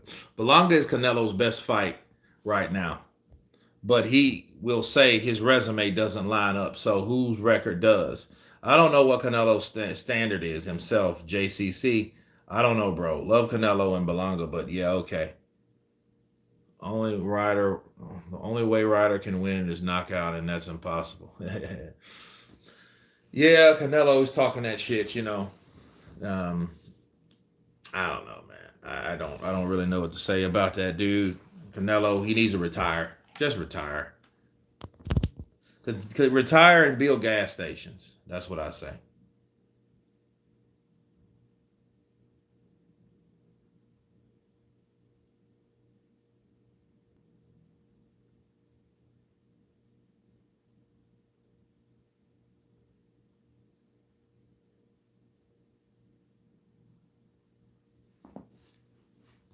And here we go. So, this is round 7. No, round 8. Oh, good right hook from Ryder.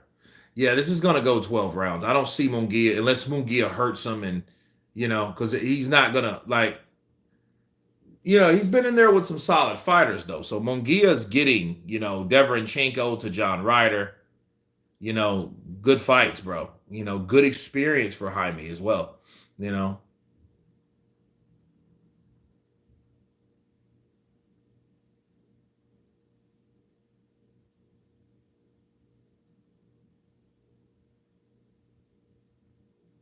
Yeah, that was yeah. Look, he better duck. Ooh, good counter left. That shit caught him between the chin and the chest. Ooh, good right from Jaime Munguia.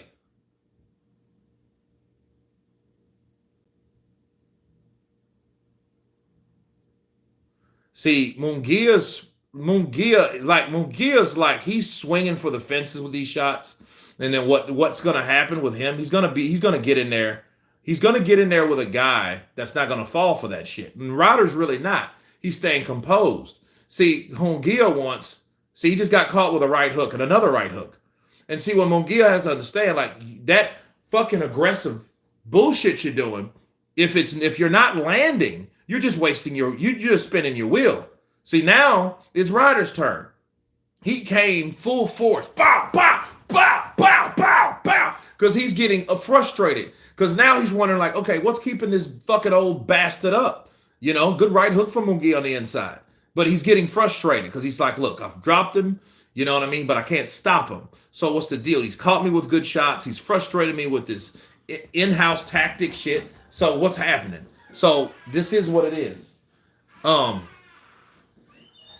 He's just going to punch himself out. Look at it. There's a jab from, look, uppercut from Ryder. Another uppercut from Ryder. See, now he's tired. Look at him. Look at his mouth wide open.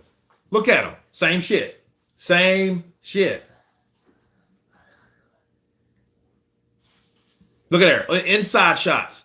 Look at that. Right uppercut. Left uppercut. Right hook combination from Ryder.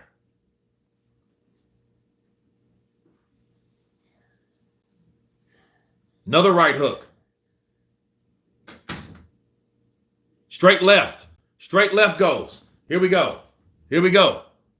And see, this is when the shit gets real. This is when it gets real. This is the 8th round. We're not even in the championship rounds right now. And it looks like the look at that. That shit, look.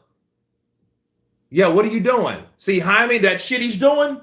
Look, bro, that's frustration is true as it gets. Because Jaime's looking for something that is not there yet. He's not taking his time to set shit up. He lands a good shot. He may stun a fighter, but don't mean it's time to do that. It's time to set up the next stunning shot. And then go to the body. Whenever you hurt someone upstairs, your biggest objective at that point, your next objective is to go to the body. Just go to the body. Yeah, it's time for him to retire. And see, look, that's what I'm talking about. See, he was looking for something that is not there. Point blank, period. See, he gets caught. But then it's like, oh, well, hey, there's Amir Khan. Speaking of Amir Khan, yeah, he's frustrated. And that shit he's doing there, he's like, oh, you motherfucker, tingo tu madre. Ryder nicked that round just, you know, and then it's just like, yeah, Ryder's doing things in that, you know, and then what happened? He tried to shoot his wad. Now he's tired. Ooh, good 1-2 from Jaime Munguia.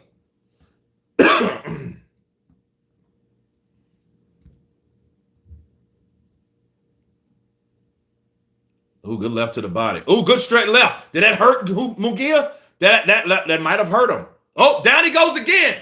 Right. Jaime gets him. Oh, yeah, he's hurt. That hurt him. Yeah, that right hand. He got caught. He thought he could catch that shot. When you get caught with a shot like that, yeah, Ryder, this is the 3rd time. The second of really legitimate one. Look, this round just started. Yeah, it's over. It's bow. Right hook lands. Then he knows that shot. Oh, yeah, down he goes again. Look, Jaime Munguia. Look, he's happy. He's happy as shit. There he goes. 4, 5, 6, 7. Look at De La Hoya. De La Hoya. Yeah, yeah, yeah. Okay, hey, look, they give him another opportunity.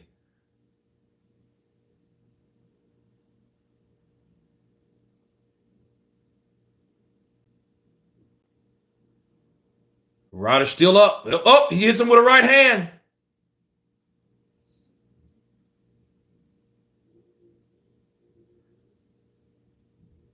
Oh, they call it. They throw in the towel. They throw in the towel. It's like, yeah, it's enough, mate. That's it. That's it. Because Hyman caught him. That's a heavy-handed bloke, bro. He's good. He's good. Holes all in his shit. But his offense isn't working for him now. I just think here's the thing. Jaime Munguia has to be careful, and I will give him a 76% tonight, simply because he got frustrated, but he's learning. As long as he keeps learning, I think he needs to understand that these different styles, like Ryder, like Deverenchenko, hell, I would put Jaime Munguia in there with somebody like Demetrius Andrade. It's time for him to learn some boxing ability and some temperament, because that's what it is. Oh, yeah, he should retire. Yeah, John Ryder should retire. He made enough money. You know, he's probably made a pretty good fight purse for this fight. Yeah, it's time for him to go. Take it to the house. You know, he did a good job. You know, he fought a younger guy. He had his moments. You know what I mean? The youth, the power, the size, it all prevailed. Okay? That's all it is. That's all it is. You know? I mean, Revelation TV. It ain't the fact he's good. He's just fucking young and he's powerful. You know, he's a hard, heavy-handed person. He's a young kid. You know what I mean? He's learning. But like, is he good, bro? Look, he's good enough. He's good enough to beat John Ryder. You know what I'm saying? Like, is that a good thing? Hell yeah, that's a good thing.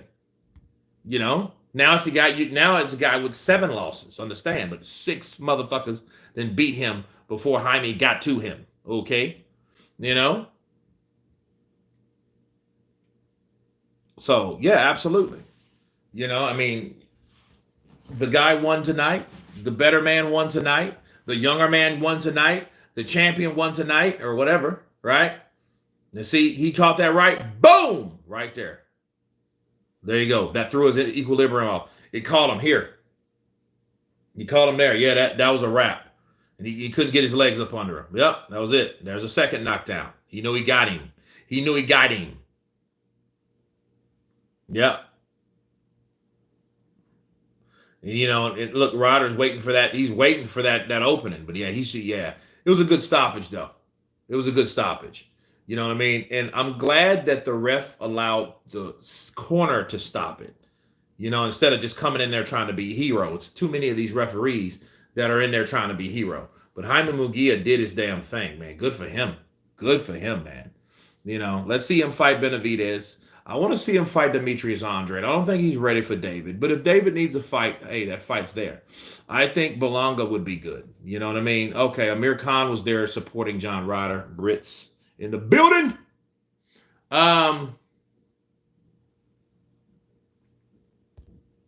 Let's see him fight Benavidez. Well, I mean, is he ready for that? Is he ready for that? You know, that's the question. The ref let the fighters fight. Some people on Reddit are going crazy about this being a late stoppage. No, it's not. It's not a late stoppage. That's how it's supposed to be, bro. Used to give you the benefit of the doubt. He went down enough times, you know, for the referee. The referee did a good job. Fuck them. Fuck them. You know.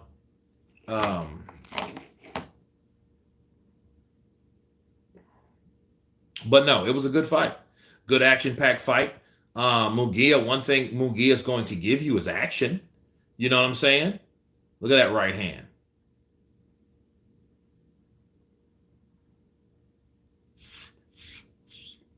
Oh, yeah. That 1, 2, 3, 4.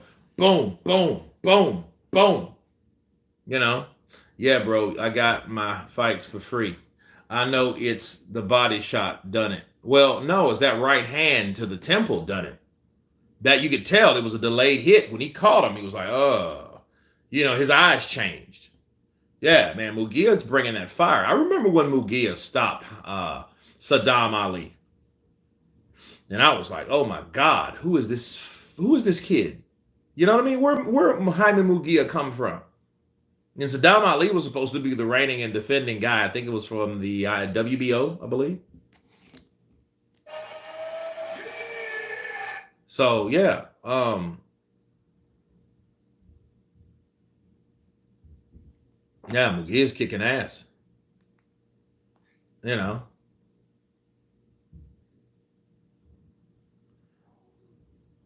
And Oscar, Edward Hearn, I told you we would beat you, you punk. Give me my fighter back. Ryder, okay, he ain't hurt. He got his check. Yeah, I mean, he, you know.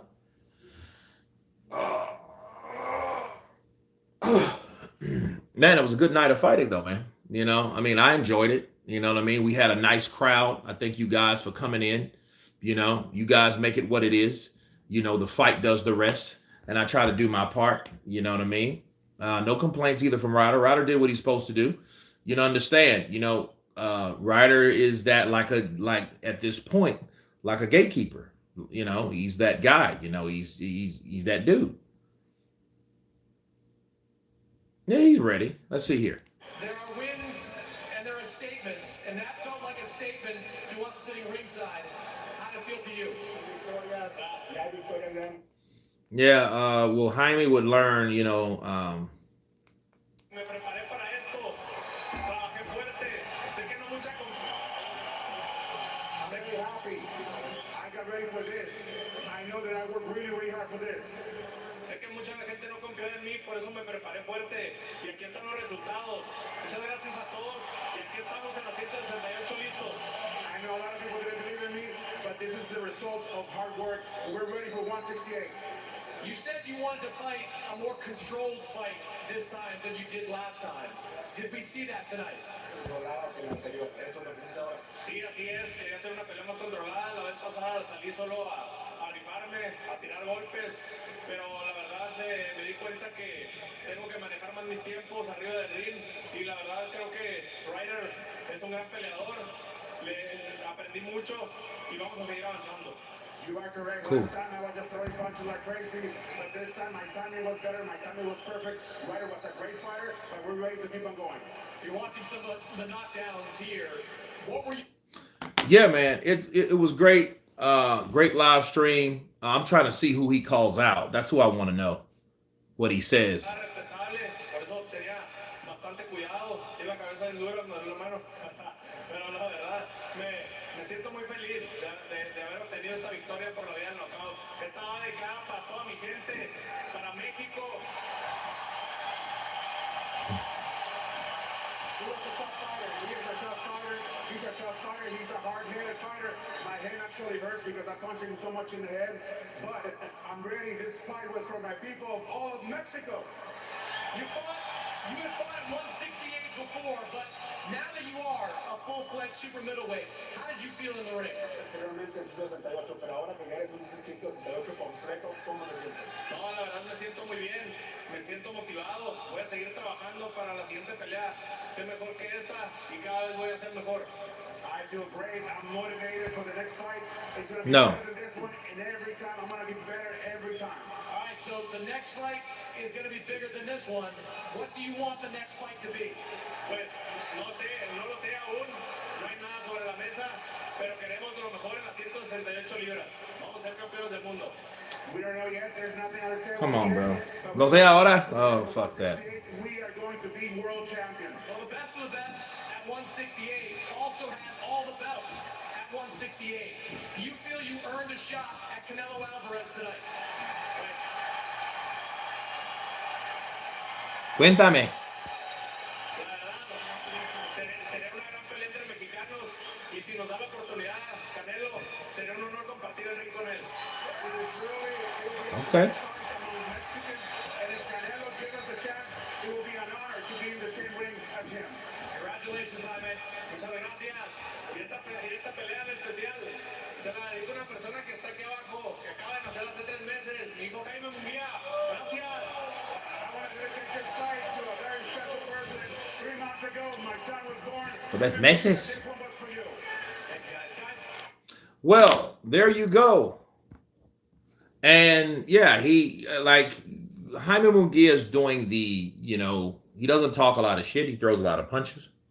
He's trying to learn. He's up in the ante. He's getting the Freddie Roaches on his side and doing what he needs to do. And I can appreciate that.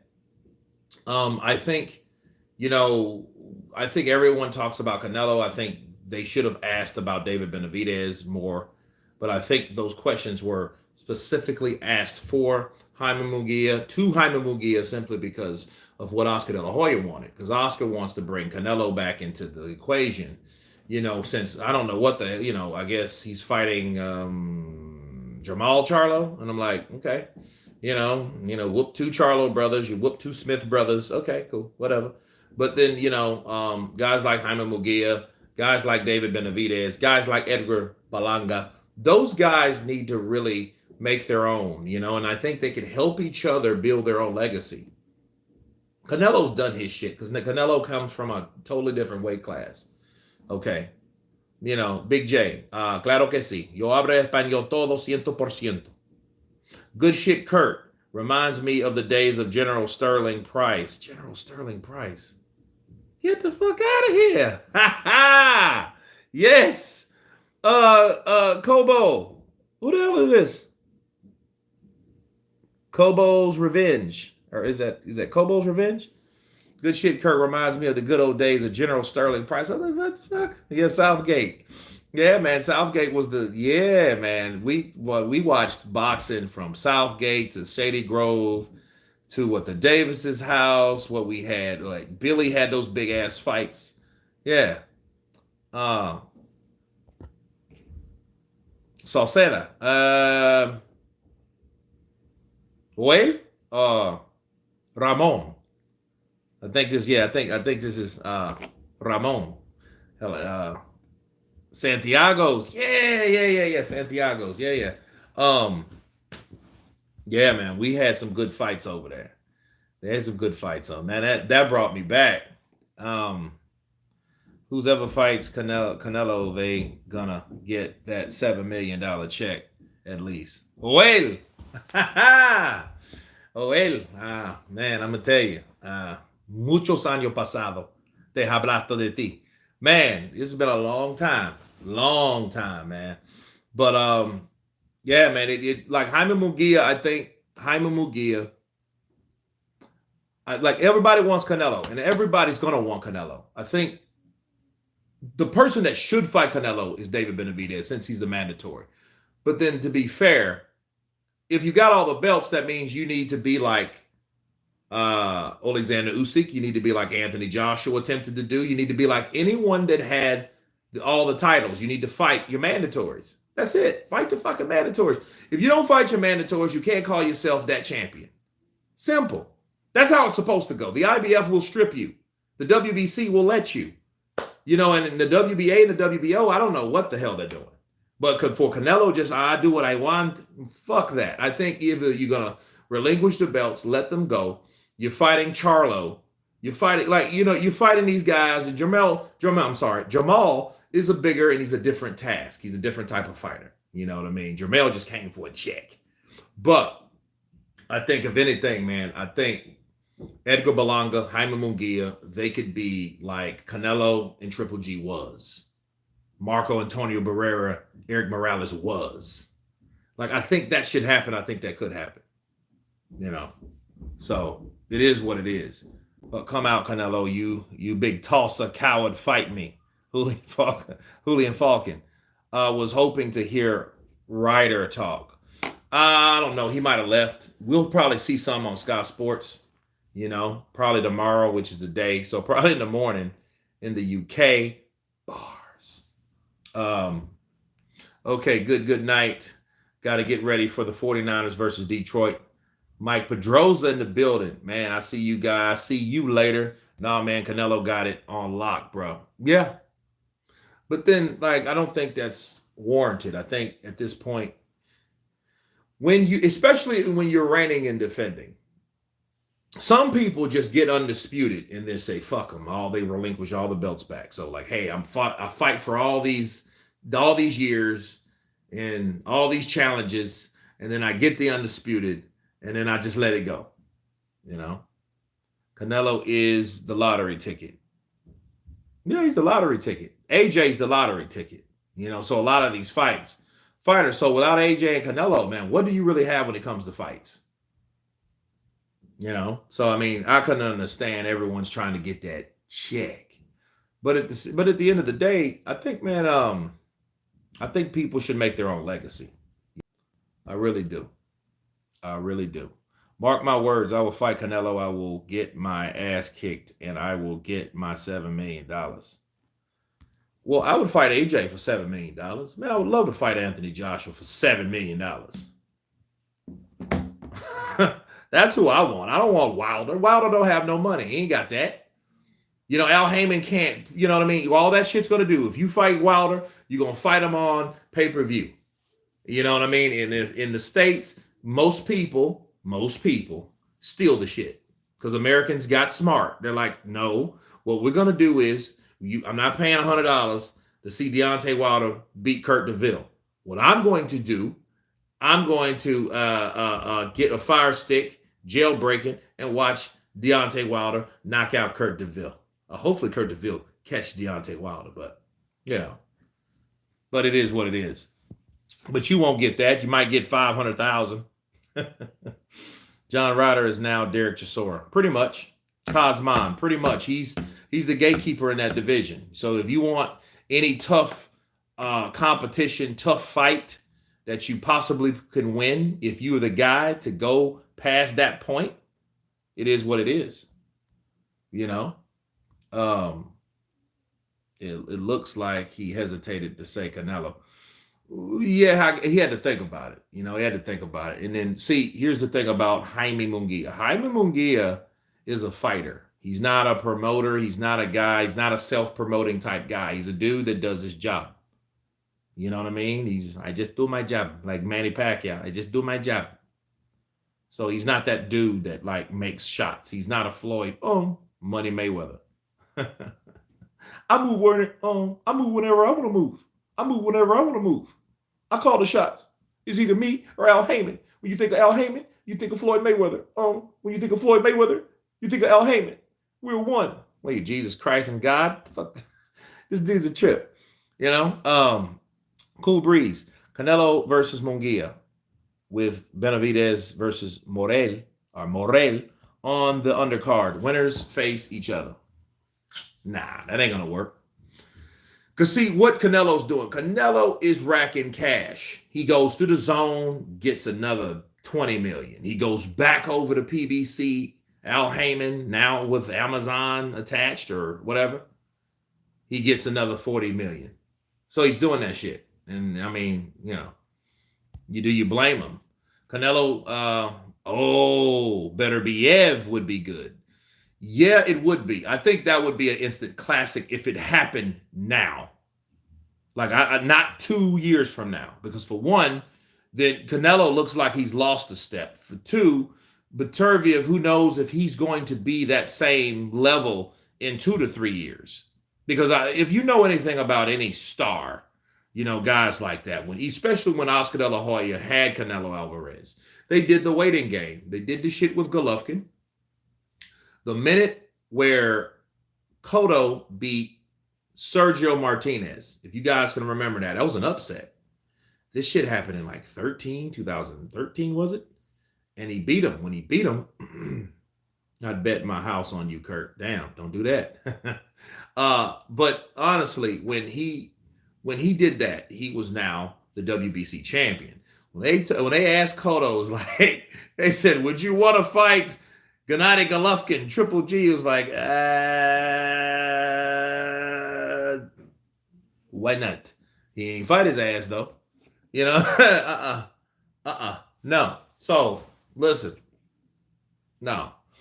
Then when Canelo beat Cotto, then everybody was like, okay, Canelo, when you bringing your ass up there and fighting Golovkin for the rest of the belts, what's going on with this shit? What's happening now? Let's see it. And what happened, he ended up relinquishing it because he had that lawsuit. This was in 2016 because he fought Cotto in 15. If you can remember, he became the WBC middleweight champion of the world in 2015. Okay. Then he claimed he wasn't a middleweight in 2015 through 16. You know, then he relinquished the title and everybody kind of was like, okay, what the hell? Canelo, you know what I mean? People like, man, you ain't even Mexican no more. You know, you're Irish. And the Irish was like, hell no, he ain't Irish. We fight everybody. So like that happened. Then he ended up fighting him the next year. So they waited another calendar year to fight because I never forget this shit. This was when they fought him, it was like around October of 2017. So you guys really waited a while. And then they waited for the outcome of Danny Jacobs versus Gennady Golovkin, which was a pretty good fight. It was okay. But they thought, okay, with Danny Jacobs being as good as he was, they thought that fight was going to penetrate the defenses and wear down Gennady Golovkin a little bit, which I think by that time, it's fair to say, by the time Canelo fought him at the ass end of 2017, it was like this. He was 35, 36. I think he was 35 years of age. And then he's supposed to fought him 6 months later. Then he got popped with clenbuterol. After clenbuterol, you know, he took a 6 months vacation. And then he fought him later on that year in 2018. So, and then he lost officially for the first time in his career. So he got a draw, then he got a loss, then he lost all the belts. Then he fought the guy that stripped him, which was Deverenchenko. Deverenchenko, he wrote to the IBF. The IBF, we're on it. Then the IBF stripped Gennady Golovkin, which was stupid because he could have been the undisputed middleweight champion of the world. But it is what it is. But then he became the IBF champion and then wanted to fight Canelo Alvarez again. And then Canelo Alvarez at that point signed a $365 million deal with DAZN, the highest grossing contract in boxing history. Okay. So yeah, man, I like that whole frame was Golovkin. But what was Golovkin doing? Golovkin was doing what? Constantly getting older. He was getting older. And you could tell he wasn't the same dude. When he fought Deverenchenko was the first person that made me understand that Gennady Golovkin was getting old. You know what I'm saying? Because he got hit with that shot. Gennady just kind of stayed there. I'm like, that motherfucker's hurt. Deverenchenko's a good fighter. A belt don't make me. A belt don't make me. Munguia, yeah, he's like Akeem. I'm very happy to be here. No, estoy muy feliz, estoy listo para lo que sea. Yeah. Let's see. Kurt, would you rather fight Floyd or more realistically run a marathon chasing Floyd down 12 rounds or fight Mike Tyson for one? It depends on the money. I think I'd probably fight Floyd. I'd chase Floyd. Yeah. You know what I mean? Nah. I don't look fighting someone like Mike Tyson. Man, I ain't trying to get knocked out. I'm too old for that shit. I ain't trying to get like Mike will hit you with that old man muscle memory strength. He's gonna come up, he's gonna come up, he's gonna dip, and you know what I mean? I'm gonna jab. He's gonna dip. He's gonna come in. He's gonna throw that uppercut, left uppercut. Then he's gonna turn to the left side, throw a left hook, catch me in the stomach, right uppercut, and then I'm gone. That's it. I hope that's not how it's gonna go, but more than likely, eventually it will, because he's gonna eventually get past my defenses. That jab, I'm gonna jab his ass. I'm gonna jab him. Then all of a sudden, bow! I'm gonna get caught with something from underneath. Nah, I'm good.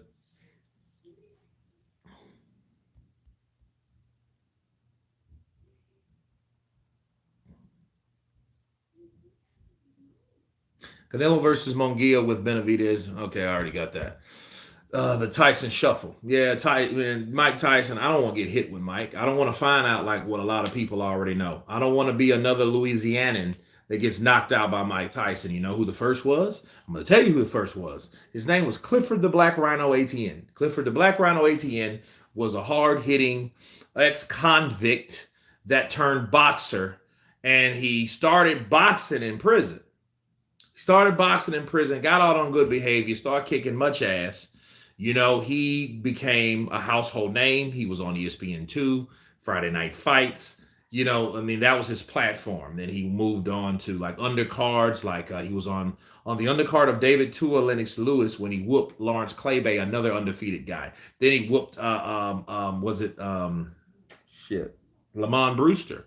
He whooped Lamont Brewster too. So he's like, damn, and he had this kind of, Joe Frazier's type style where, he was comedy, he was a hooker, you know what I mean? And he was exciting. It was exciting to watch. And then he went in to fight this guy because he was destined. He was almost to the title until he went up against Frez the Big O Oquendo.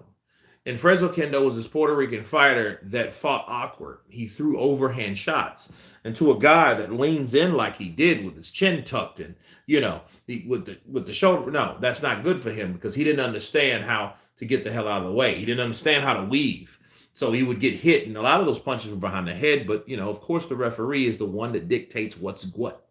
If he allows things, it happens. If it's legal or illegal, it doesn't matter. It's up to the referee. If he doesn't catch it, it means it's legal. It means it never happened, because what are you going to do? The judges the judges just score the fight. But he knocked down Clifford the Black Rhino ATN about 6 times before they stopped it, I think in the 8th or 9th. You know what I mean? And it broke my heart because I was like, damn, son.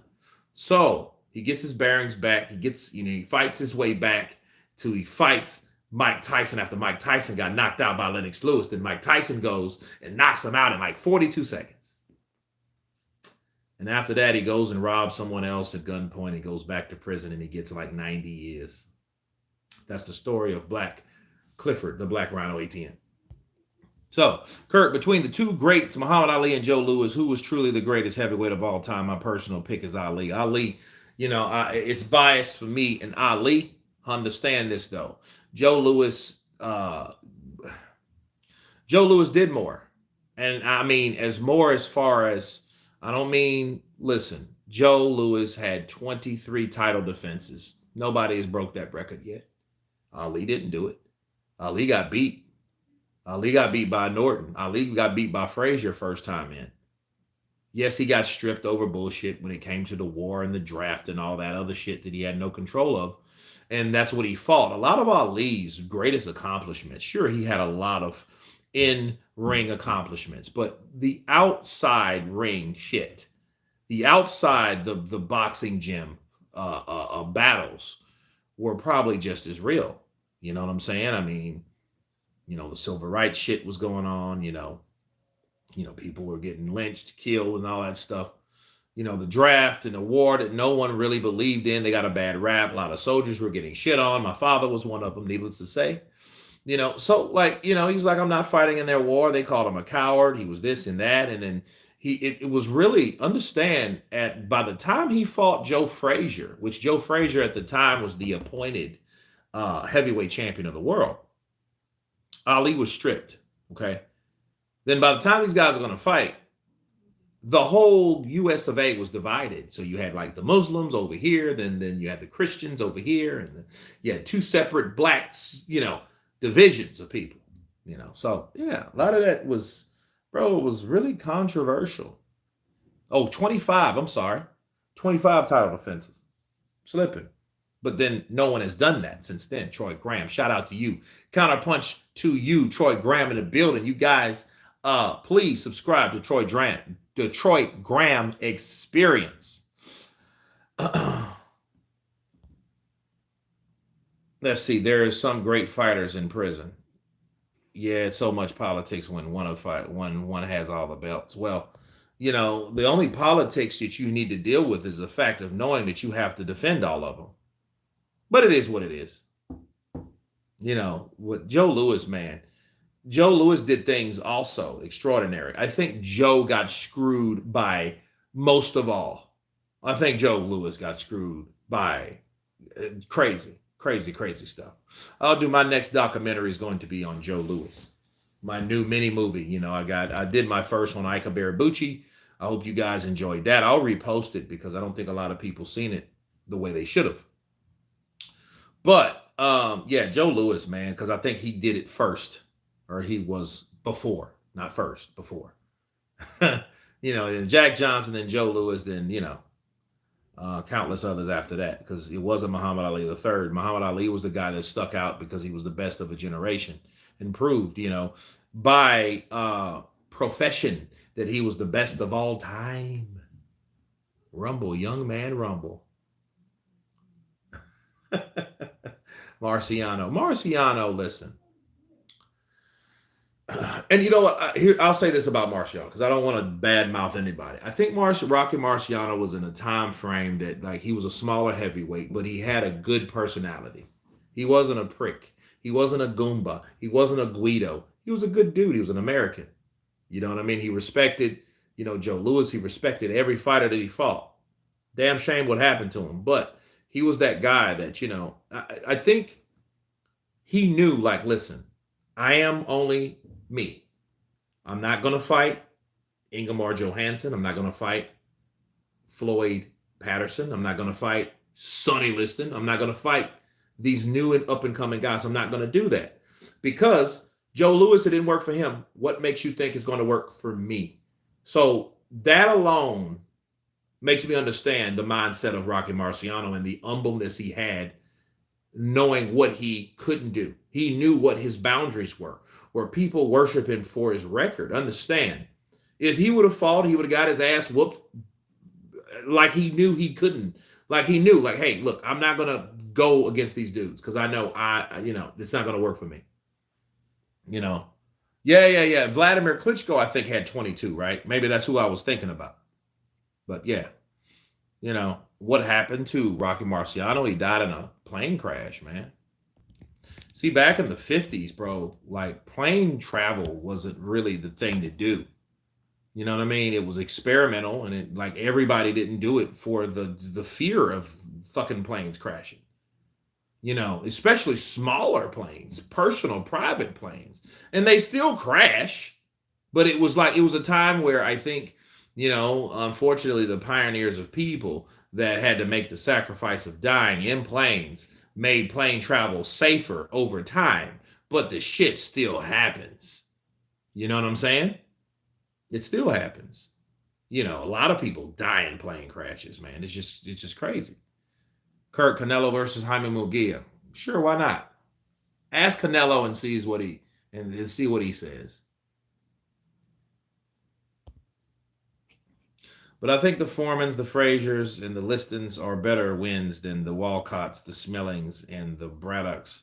Though thought overall Joe had a Hall of Fame win compared to Ali's. Well, I don't know. Well, because you have to understand, there's more than the Smellings, there's more than the Walcotts, there's more than I think it's the Braddocks. Jimmy Braddock, what is he known for?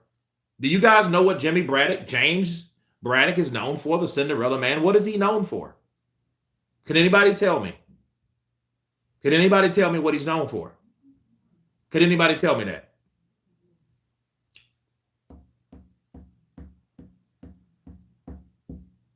See, we want to talk about that, but what is like James Braddock, the Cinderella Man? What is he known for? For beating Max Baer. Exactly. Who did that already? Joe Louis. Joe Louis already tapped that ass. Max Baer killed a couple people. He didn't fuck with Joe, though. See, understand, Joe was just that good for a long time. And a lot of times when you're in a certain, he had his adversity and stuff like that. He had 3 losses. Ooh, 3. But come on, man. No. I mean, yeah. He whooped Max Baer, too. James Braddock. Look, everyone that was there.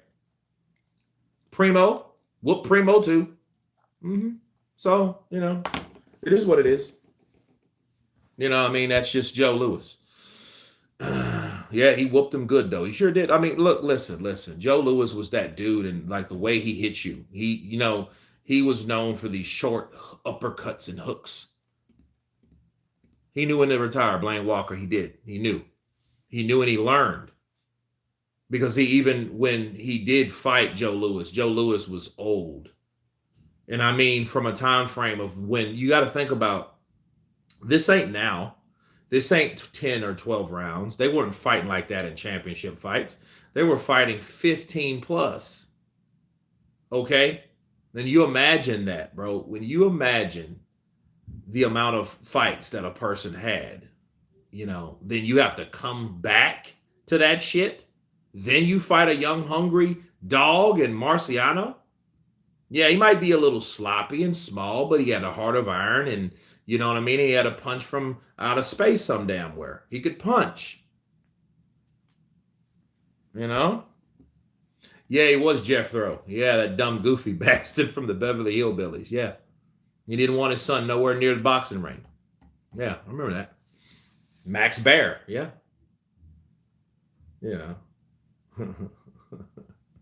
Hey, Granny. Yeah. But yeah, man. But absolutely. I mean, he whooped him good, though. Yeah. Braddock beat Baer before Louis did. Okay, well, don't worry. Louis beat them all.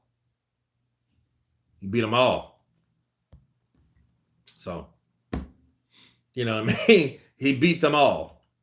He beat that whole crew. So, yeah. Yeah, about 3 months. Yeah, okay. What I mean? He beat it, he tapped that ass. Like Joe Louis was that dude. You know, then he was a really famous golfer, and he changed. He desegregated golf. A boxer desegregated golf because what happened? Joe Louis thought he was going to retire and spend a lot of the rest of his days playing golf. And so the U.S. government screwed him royally. For one, they taxed him as though he was a boxer when he was in the U.S. Navy or U.S. Army, in the service, they used to call it.